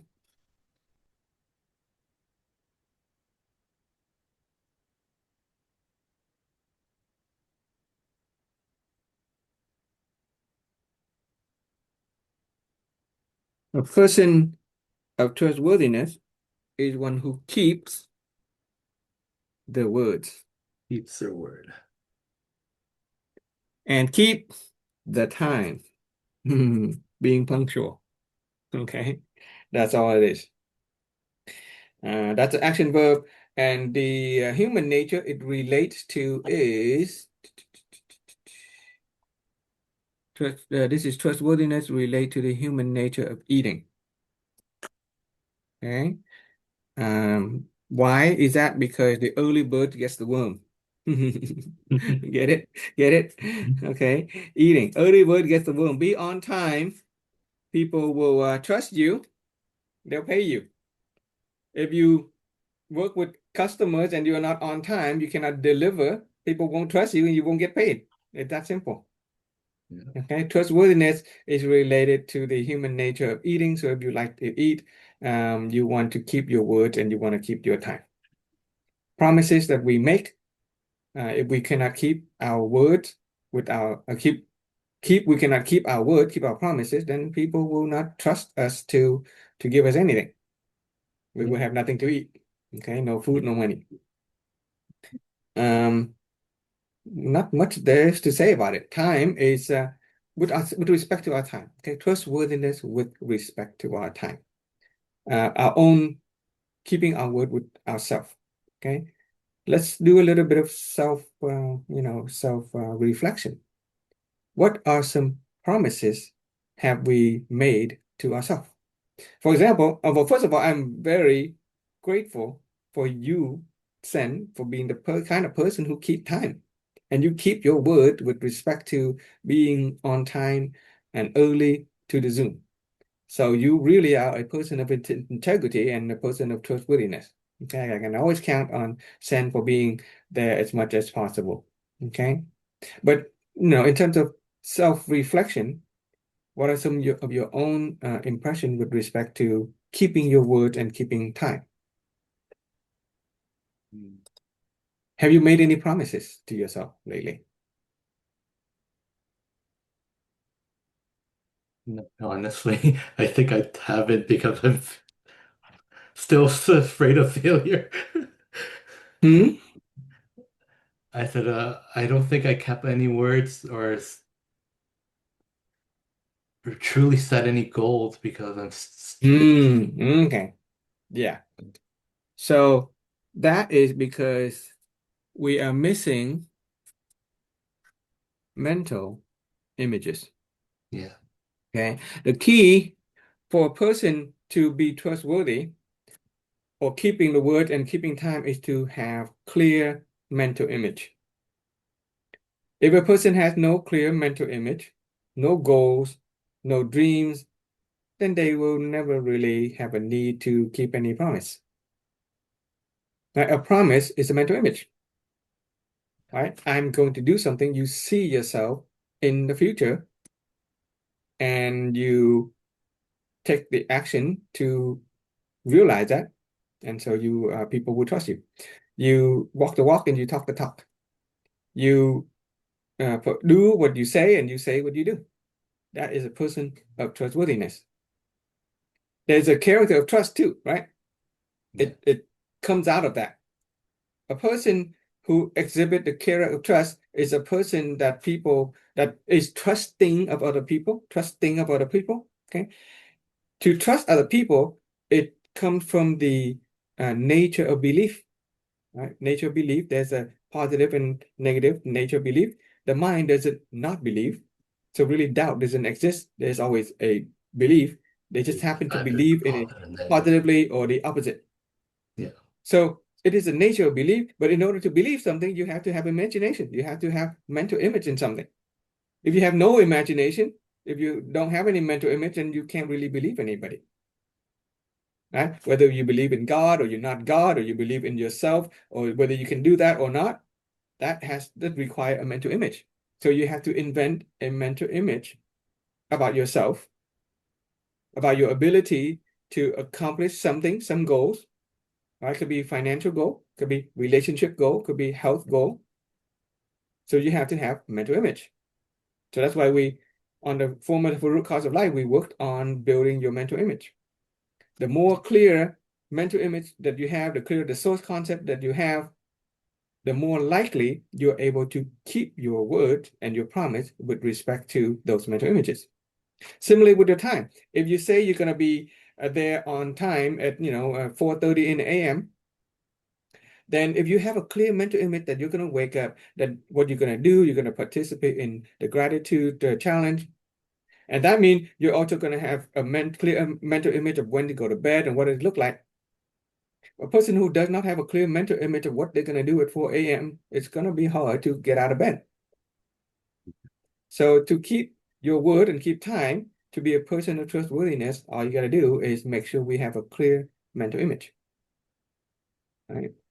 Same thing with the family and the organization. One who is trustworthy with respect to the family is one who keep their words and keep their time with respect to family member, with the organization, with the world. So the key to trustworthiness is mental images. Mental images, mental images. That is the good seed within us. So we began way, way, way, way, way back when in first, second week of this entire philosophy, talking about the mental images. The good seed within us from the scientific perspective is the mental images. The clearer the mental, the more real your reality going to be. And that's what makes a person of trustworthiness. That's it. Yeah, mental images. Well, I with this gratitude challenge, I mean, I have the mental image that I want to develop the emotions or the feeling of gratitude all the time. I'm still Yeah, trying to get that going. that's fine. That's Yeah. fine. Okay, did you are able to continue that because you are able to maintain that mental image. Okay, so congratulations. You can acknowledge yourself for that. Okay, you can acknowledge yourself for that and build on it. Okay. Mhm. um, and continue to listen for your own need to be more in touch with yourself, right? The connection, if we're not having much of an emotional feeling, that when we're not as in touch, right? So it comes back to the connection, that listening, right? The listening to connect, all play together. So let me draw a picture that represent how they all work together. In fact, let's do this one. Let me share with you this one. Okay. So this is a picture that I printed instead of drawing it, I'm printing it. Okay, so here is a virtue of humanity. Kind of hard to see, huh? Yeah. The virtue of humanity. Okay. Um, it this is a picture that now let's just I just show you this picture and then I write it out again. Integrity is in the middle. This is humanity, love and care. Okay, it's also associated with the five element as well as your internal organ. Okay. Um, the virtue of humanity relates to the liver and the gallbladder. So a person who has a balanced degree of humanity and love, they generally have healthy liver and healthy gallbladder. Gallbladder.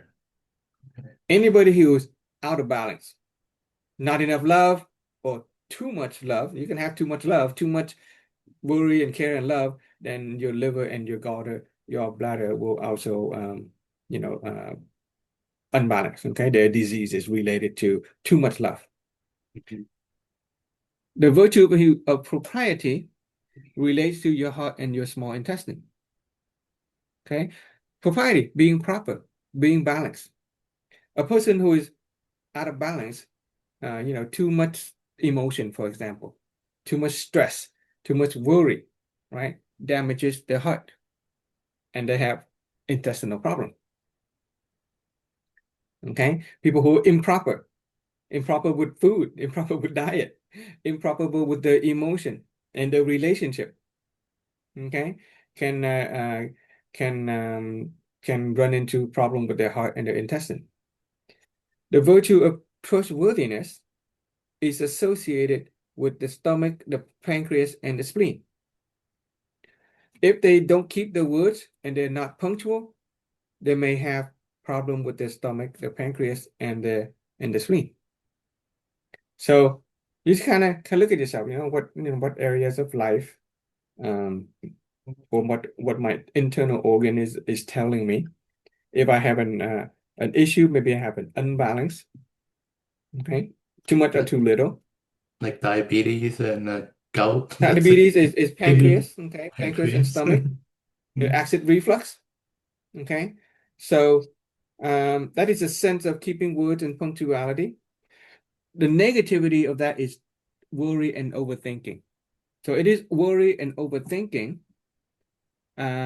causes the stomach, pancreas, and the spleen to be out of balance.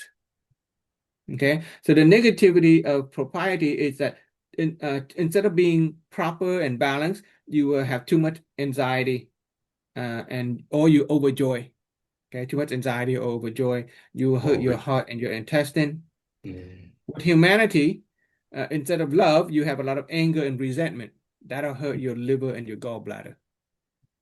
Okay, um, I know my mother has her gallbladder removed. Not Oh. because she has a lot of resentment and anger, but I know she over express her humanity.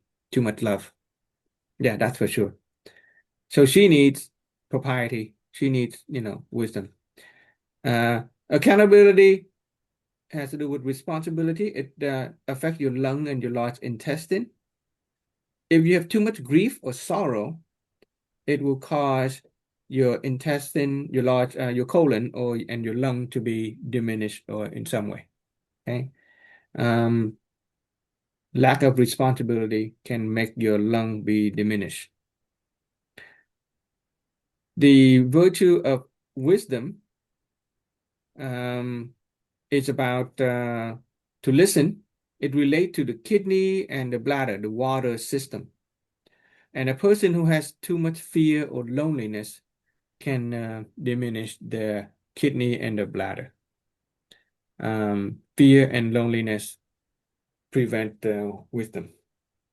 So, and they they go in this direction. They go in the other direction. So let me draw that one. I didn't draw the arrow. But for example, the wisdom will need more paper.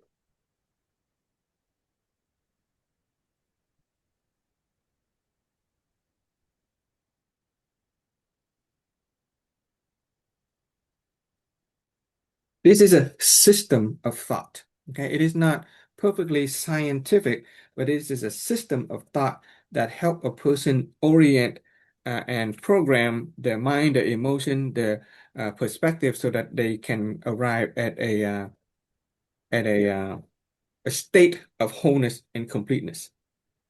So this is humanity.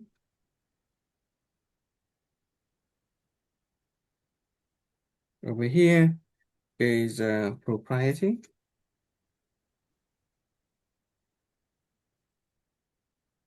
Over here is trustworthiness.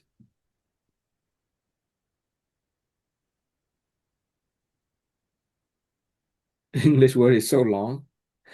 Accountability. Vietnamese word is only one single syllable. Accountability. And there's wisdom over here. Okay, so these are the five element sort of theory and philosophy. If you have wisdom, it will promote your humanity. Right? We talk about listening for the needs, and thereby you will express, you will cultivate your virtue of humanity. You're gonna be more loving. If you listen to people, it is easier to be loving to that person. If you're loving to that person, then you will treat them appropriately, right? If you love your child, you love your spouse, you will treat them appropriately with honor and respect. Yep. If you are appropriate, then people will trust you, right? Who trust a person who is inappropriate. Okay.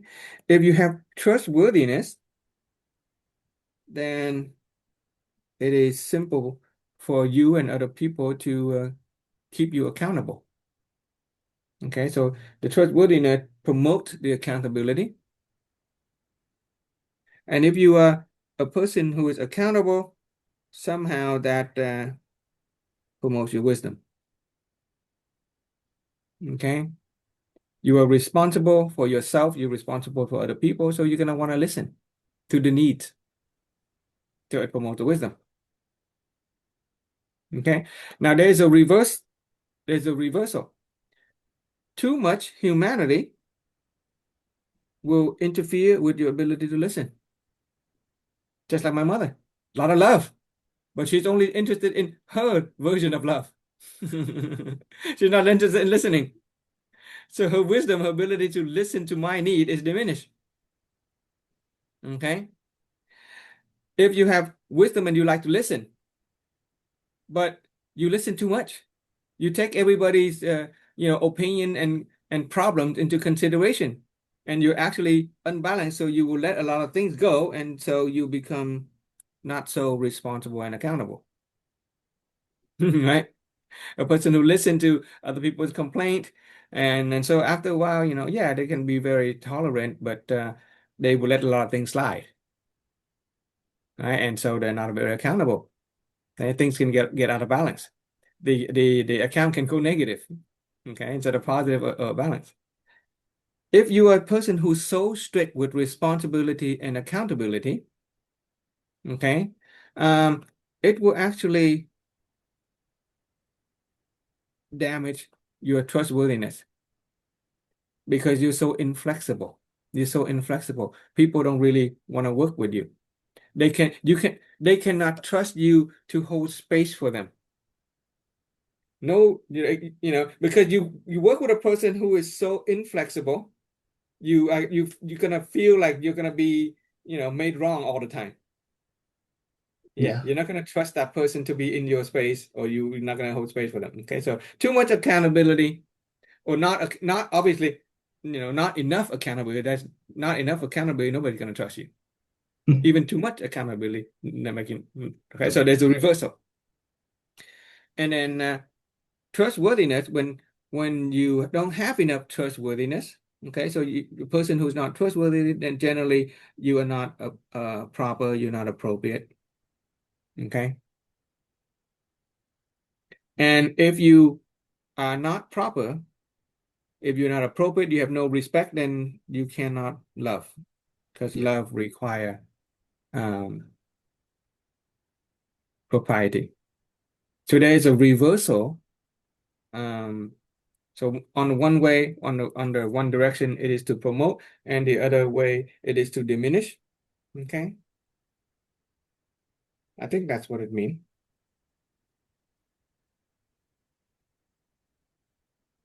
Or did I get it wrong? Hmm. Anyway, This way is to diminish. that circle. The humanity. If you love, you would listen. If you listen, then you're accountable. If you're accountable, then people will trust. Sorry, the blue arrow is all about promotion. Yeah. If you love, you will listen. Yeah, it promotes wisdom. So love promotes propriety. Love also promotes wisdom. If you listen, it promotes your love. It also backward down here, it promotes the accountability. Yeah. You listen to the need to you accountable. So my mistake. Okay. So all the blue arrows are promotion. If you're accountable, naturally people will trust you. Yeah. Yeah, yeah. Being accountable makes you trustworthy. If you go And if you're being trustworthy. trustworthy will make you accountable. Of course, if you go against the arrow, then it's gonna be the reverse. Okay. So if you're a Yeah. trustworthy person, you will act properly. If you're appropriate, you will love properly. Okay. So that is the arrow of promotion. If you go against the arrow, then you are like if this is negative, then this would also be negative. So if this promotion is like positive, will lead to positive, will lead to positive, will lead to positive, will lead to positive. Vice versa. If positive will lead to positive wisdom, positive accountability, positive trustworthiness, and positive propriety. So Yeah. blue arrows is positivity, positive promotion. And then there are these are the I'm just learning this myself. So the arrow of red arrow, these are the negative. These are the restriction. There we go. Yeah, that makes sense. Okay. Person who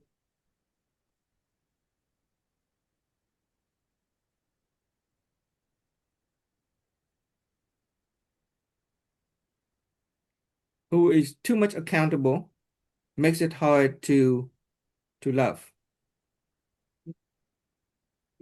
Yeah, because if you're Okay? strict, if you're too Yeah, strict, you kind of strict. Okay, yeah, makes it hard to love.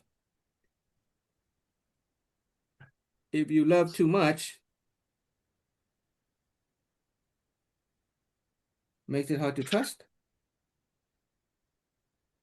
I may have to restudy this. If you trust too much, but this is the diagram I'm trying to draw, but I thought I understood it.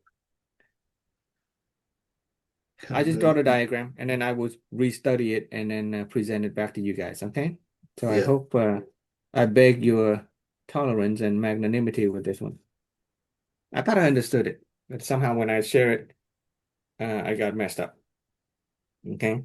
But anyway, um, there's a kidney in the gall. Okay, let's use another color. Let's do the black color. Hello, chị Quỳnh Nga. Thank you for joining us. Kidney and then a gall. Okay, so um, this is something that I think we can definitely can work on by thinking of our physical organ in terms of these virtues. With the propriety, we're talking about the heart and intestine.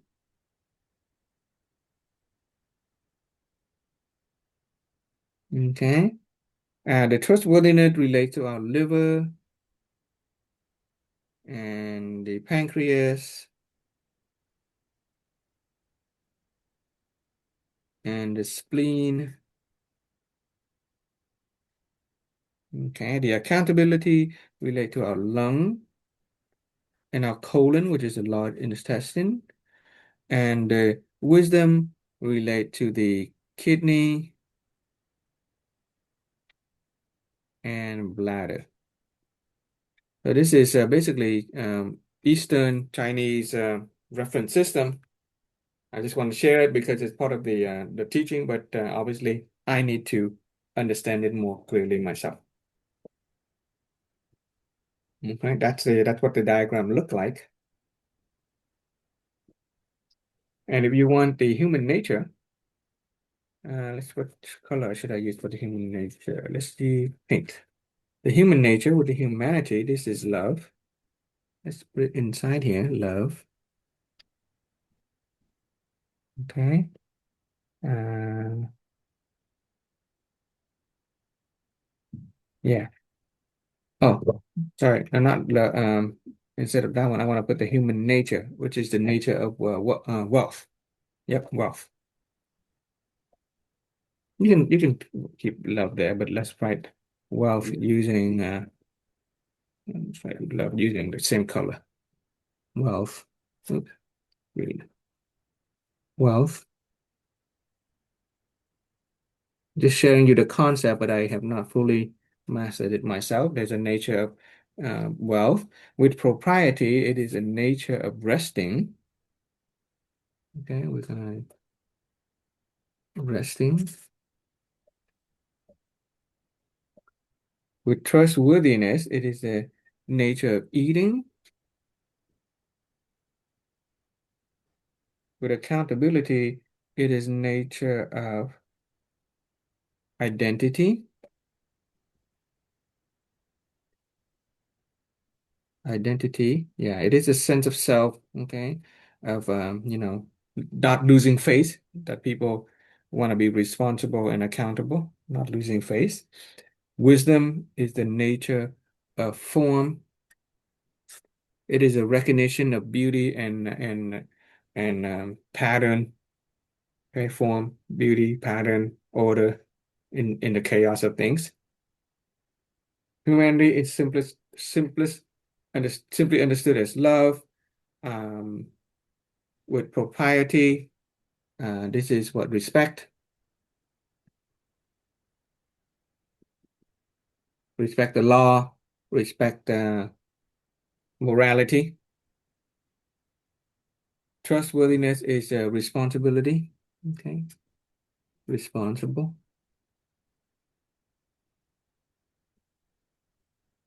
Oops, sorry, accountability is responsible.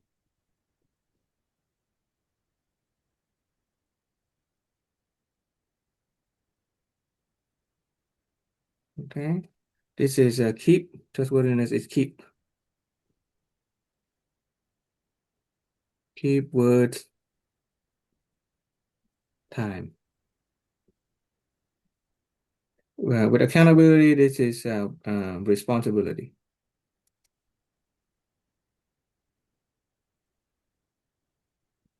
And with wisdom, we're talking about listening. Okay. Complicated diagram. If you want to study it, I won't go into too much detail. In this future, I'll re-explain the inhibition. So there's a promotion and inhibition. The promotion makes more sense to me than the inhibition. You can study the promotion, the blue arrows. That is the diagram of the virtues associated with the organ. And if you want, there's an association with the element too. You want that one? Write down the element. Nah, let's I not write down the remember, element. yeah, I remember Let's that not write that. humanity's That's just Earth. too hard. Yeah, humanity is earth. I mean, there's a way you can explain that, the seed come from the earth or whatever. Yeah, The propriety is the element of fire. like, yeah, The trustworthiness is the element of what's it, wood, dirt. No, humanity is wood. Humanity is yeah. Oh, wood. wood. Yeah, Yes, wood. humanity is wood. Let's just do it. Okay, wood. Play around with Eastern understanding. Wood. This is fire. Trustworthiness is earth. Accountability is metal. Yep, metal. Metal, gold. And wisdom is water. It's like this is like the avatar, the airbender. Okay. So Eastern people come up with this, and if you master this and make that part of your sort of system of thought, and I think it will help you with being a person of integrity.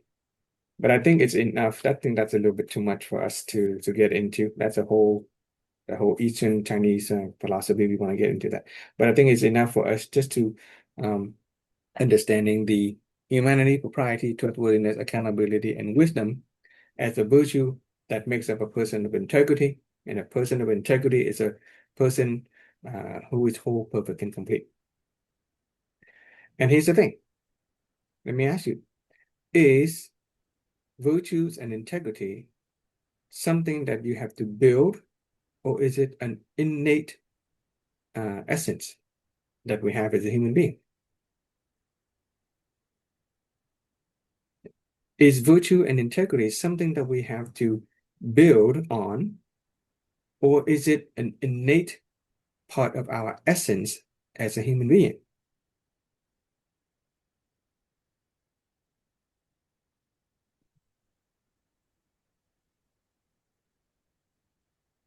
I That is guess an you could important say, awareness, okay?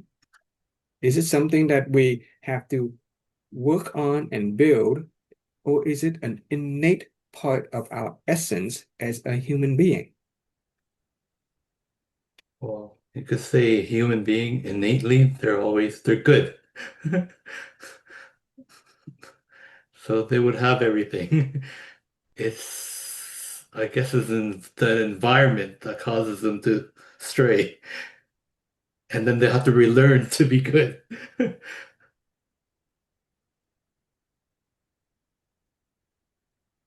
What do you think will happen if you approach it from the angle of integrity and virtue being something that we have to build and work on?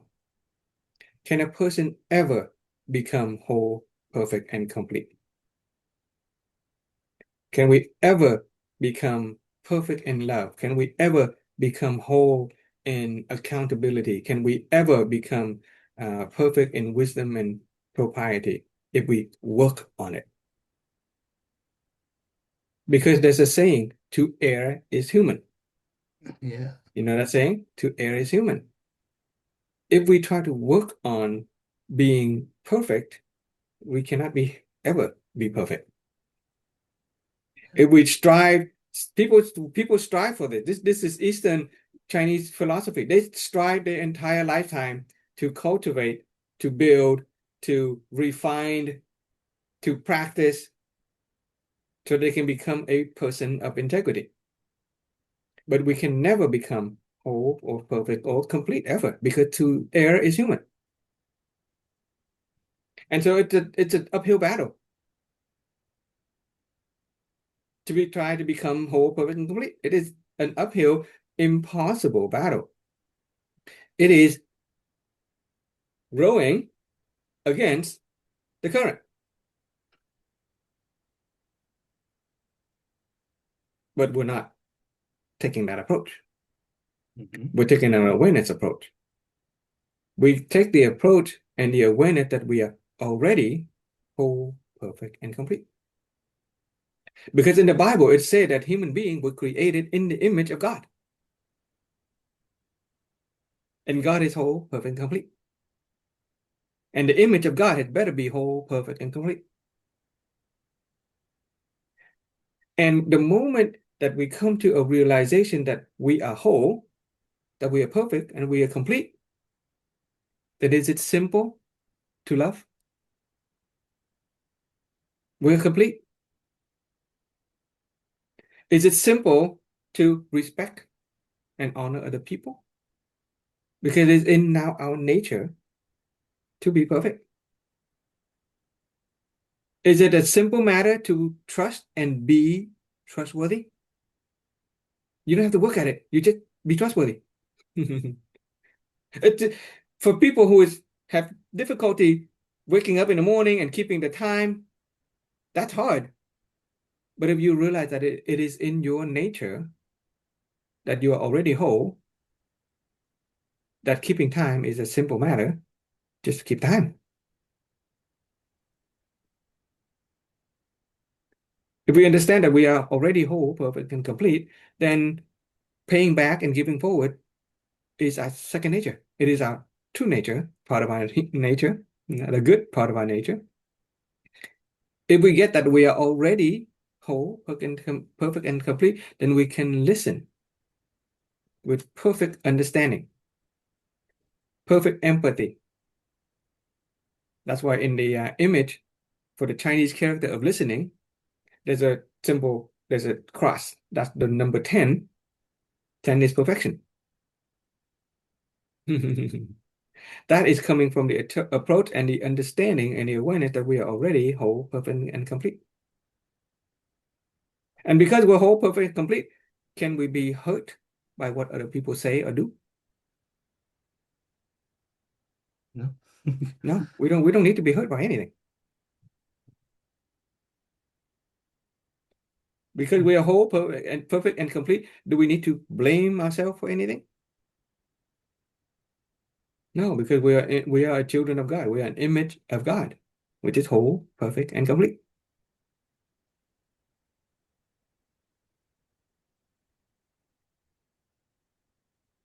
So when we are whole and perfect and complete, is joy a simple matter to experience? Is happiness, is abundance, is freedom, financial freedom, a simple matter to experience, and gratitude and all of that? Because if we don't have that if we don't adopt that perspective, then it's an uphill battle. Oh God, it's a freaking uphill battle. We'll never get there. That's why it's been so hard. That's why we've been struggling for so long. How many decades, okay, how many years and months have we been struggling rowing against the current to be a better version ourselves, to build that house of holistic wealth, holistic health, whatever it is. That's because we didn't realize that we are already there.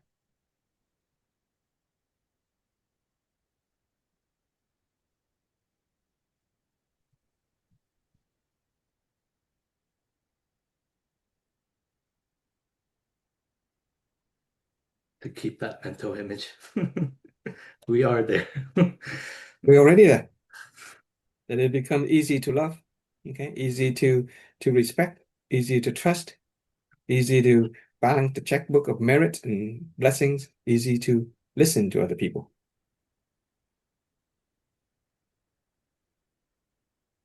That's fulfillment. That is fulfillment. That's the state of being whole, perfect, and complete. That is integrity.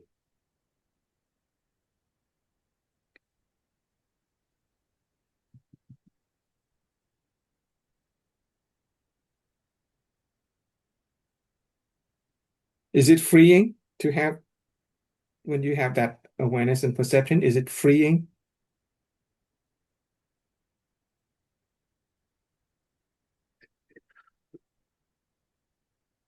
It would make everything simple for sure. Okay.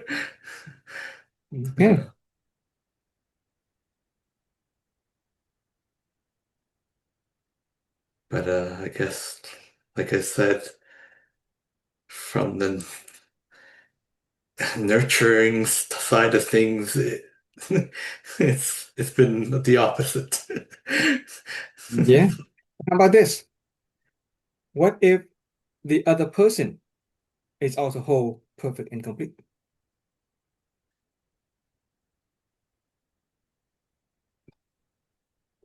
And Then whatever they do to you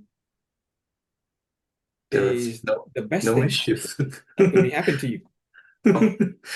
Whatever they do to you is the best thing that could happen to you at this moment in time. Moment. That is the greatest gift that they can give you right now. Whether it's an insult or a whatever, that is the best thing that they could do to you right now. Because you have the wisdom to see that as a lesson that to help you learn and grow and mature as a human being. That we recognize that that person is that angel, the descended angel, that the best thing that they could be doing to me right now is to give me a hard time because there's no other better opportunity for me to grow.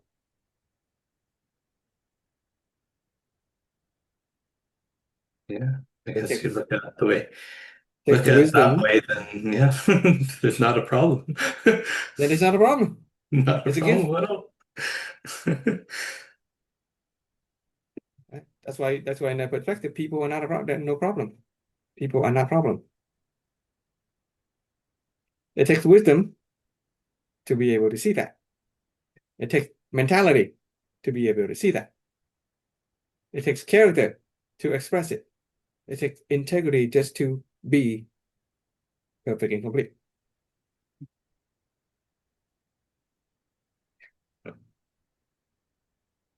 So if you're not there yet, then to invent the possibility. Okay. Let me let's do one more. This is not from the wit, but since I'm on a roll, I'm on a roll. I'm gonna give you this one.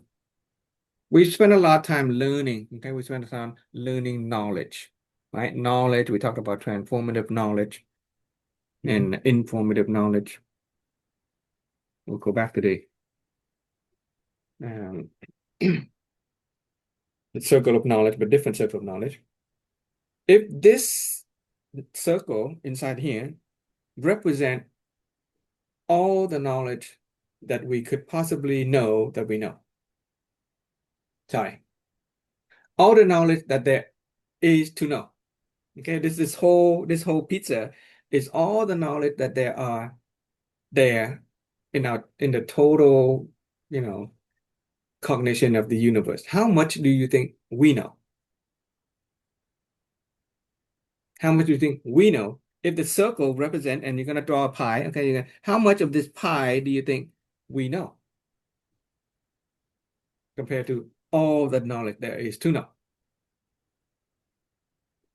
That line right there. That's pretty much okay. Yeah. Okay. And what this is the no. Okay, this is stuff that we okay. So but for sake of illustration, okay, Okay. this is the stuff that we know that we know. Okay. This is the stuff that we know that we don't know.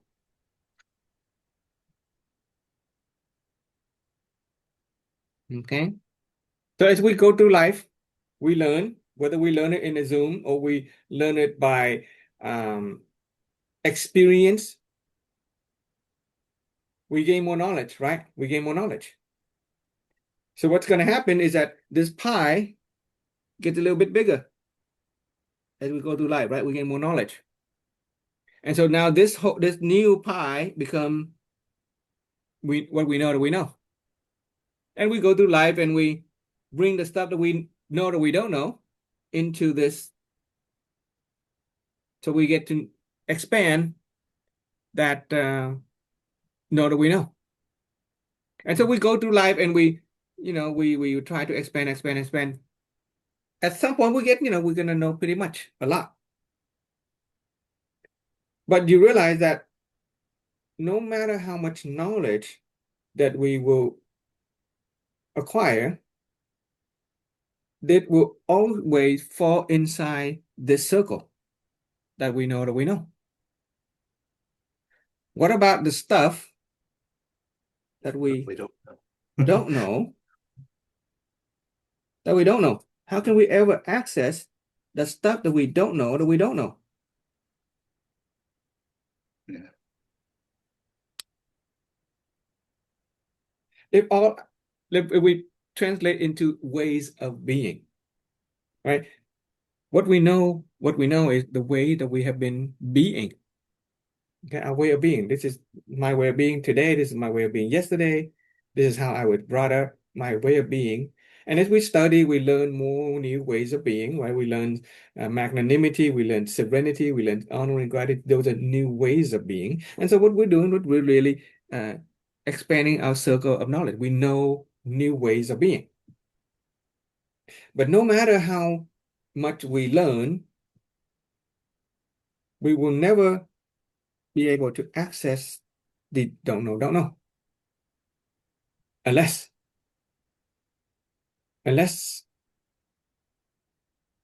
either we reach level 3 awareness or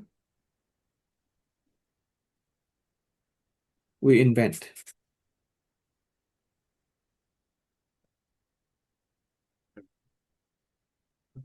I'll We say invent. we would create. We Just create. We invent. We create. You make it up.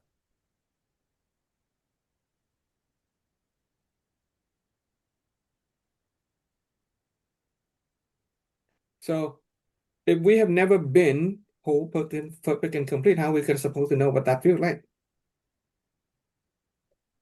If we have never been fulfilled, how are we supposed to know what that feels like? If we have never been, safe, how are we supposed to know what that feels like? The only way is to invent. And so you can write this down. There's a formula for it. You say, from emptiness, okay? From emptiness, you can say even from empty and meaningless, because now we have to, get to level 3 awareness. It's empty and meaningless because the mind and the emotion cannot operate here. This is where we can sort of access level 4, where essentially level 2, this is level 2 awareness. But another way of using a level 2 wisdom is to create from emptiness, from empty and meaningless. I invent the possibility of being, and then you fill in the blank. From empty and meaningless, I invent the possibility of being, it's just a possibility. We don't know what that feels like yet. We just invent that possibility.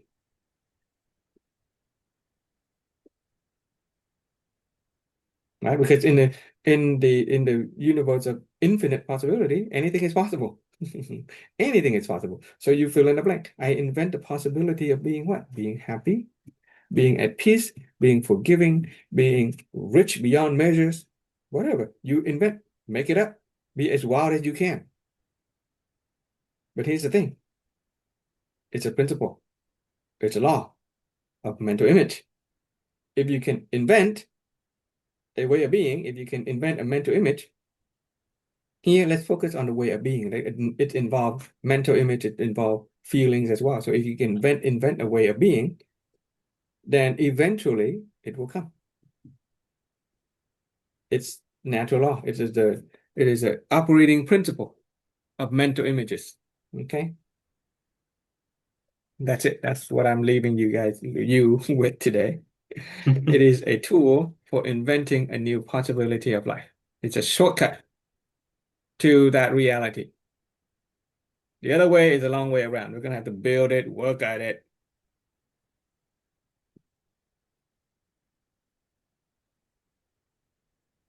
Of course, you invent and then you go about and you use the formula. You use the tool that we have.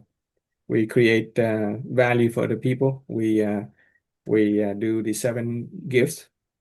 Okay, we do have to earn merit in order to experience that reality, but you have to invent it first.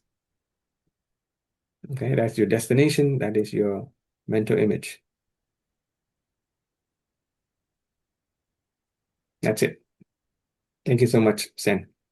Any Thank you so impression? Any much. question? I mean, that's the word of the wise. Invent a being. Invent a way of being. Okay, inventing a way of being. Now, let's write that out. Invent way of being. A new way.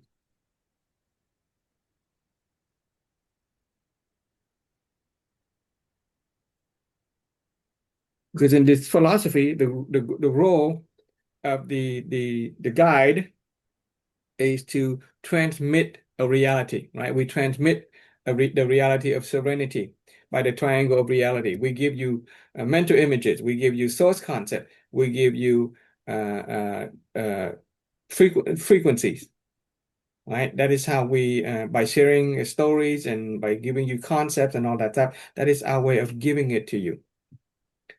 But there is a way of you actually having that for yourself. It is simply invent it. You don't even need a guide. And the realization that you are already whole, perfect, and complete. So you have all of that within you. Okay.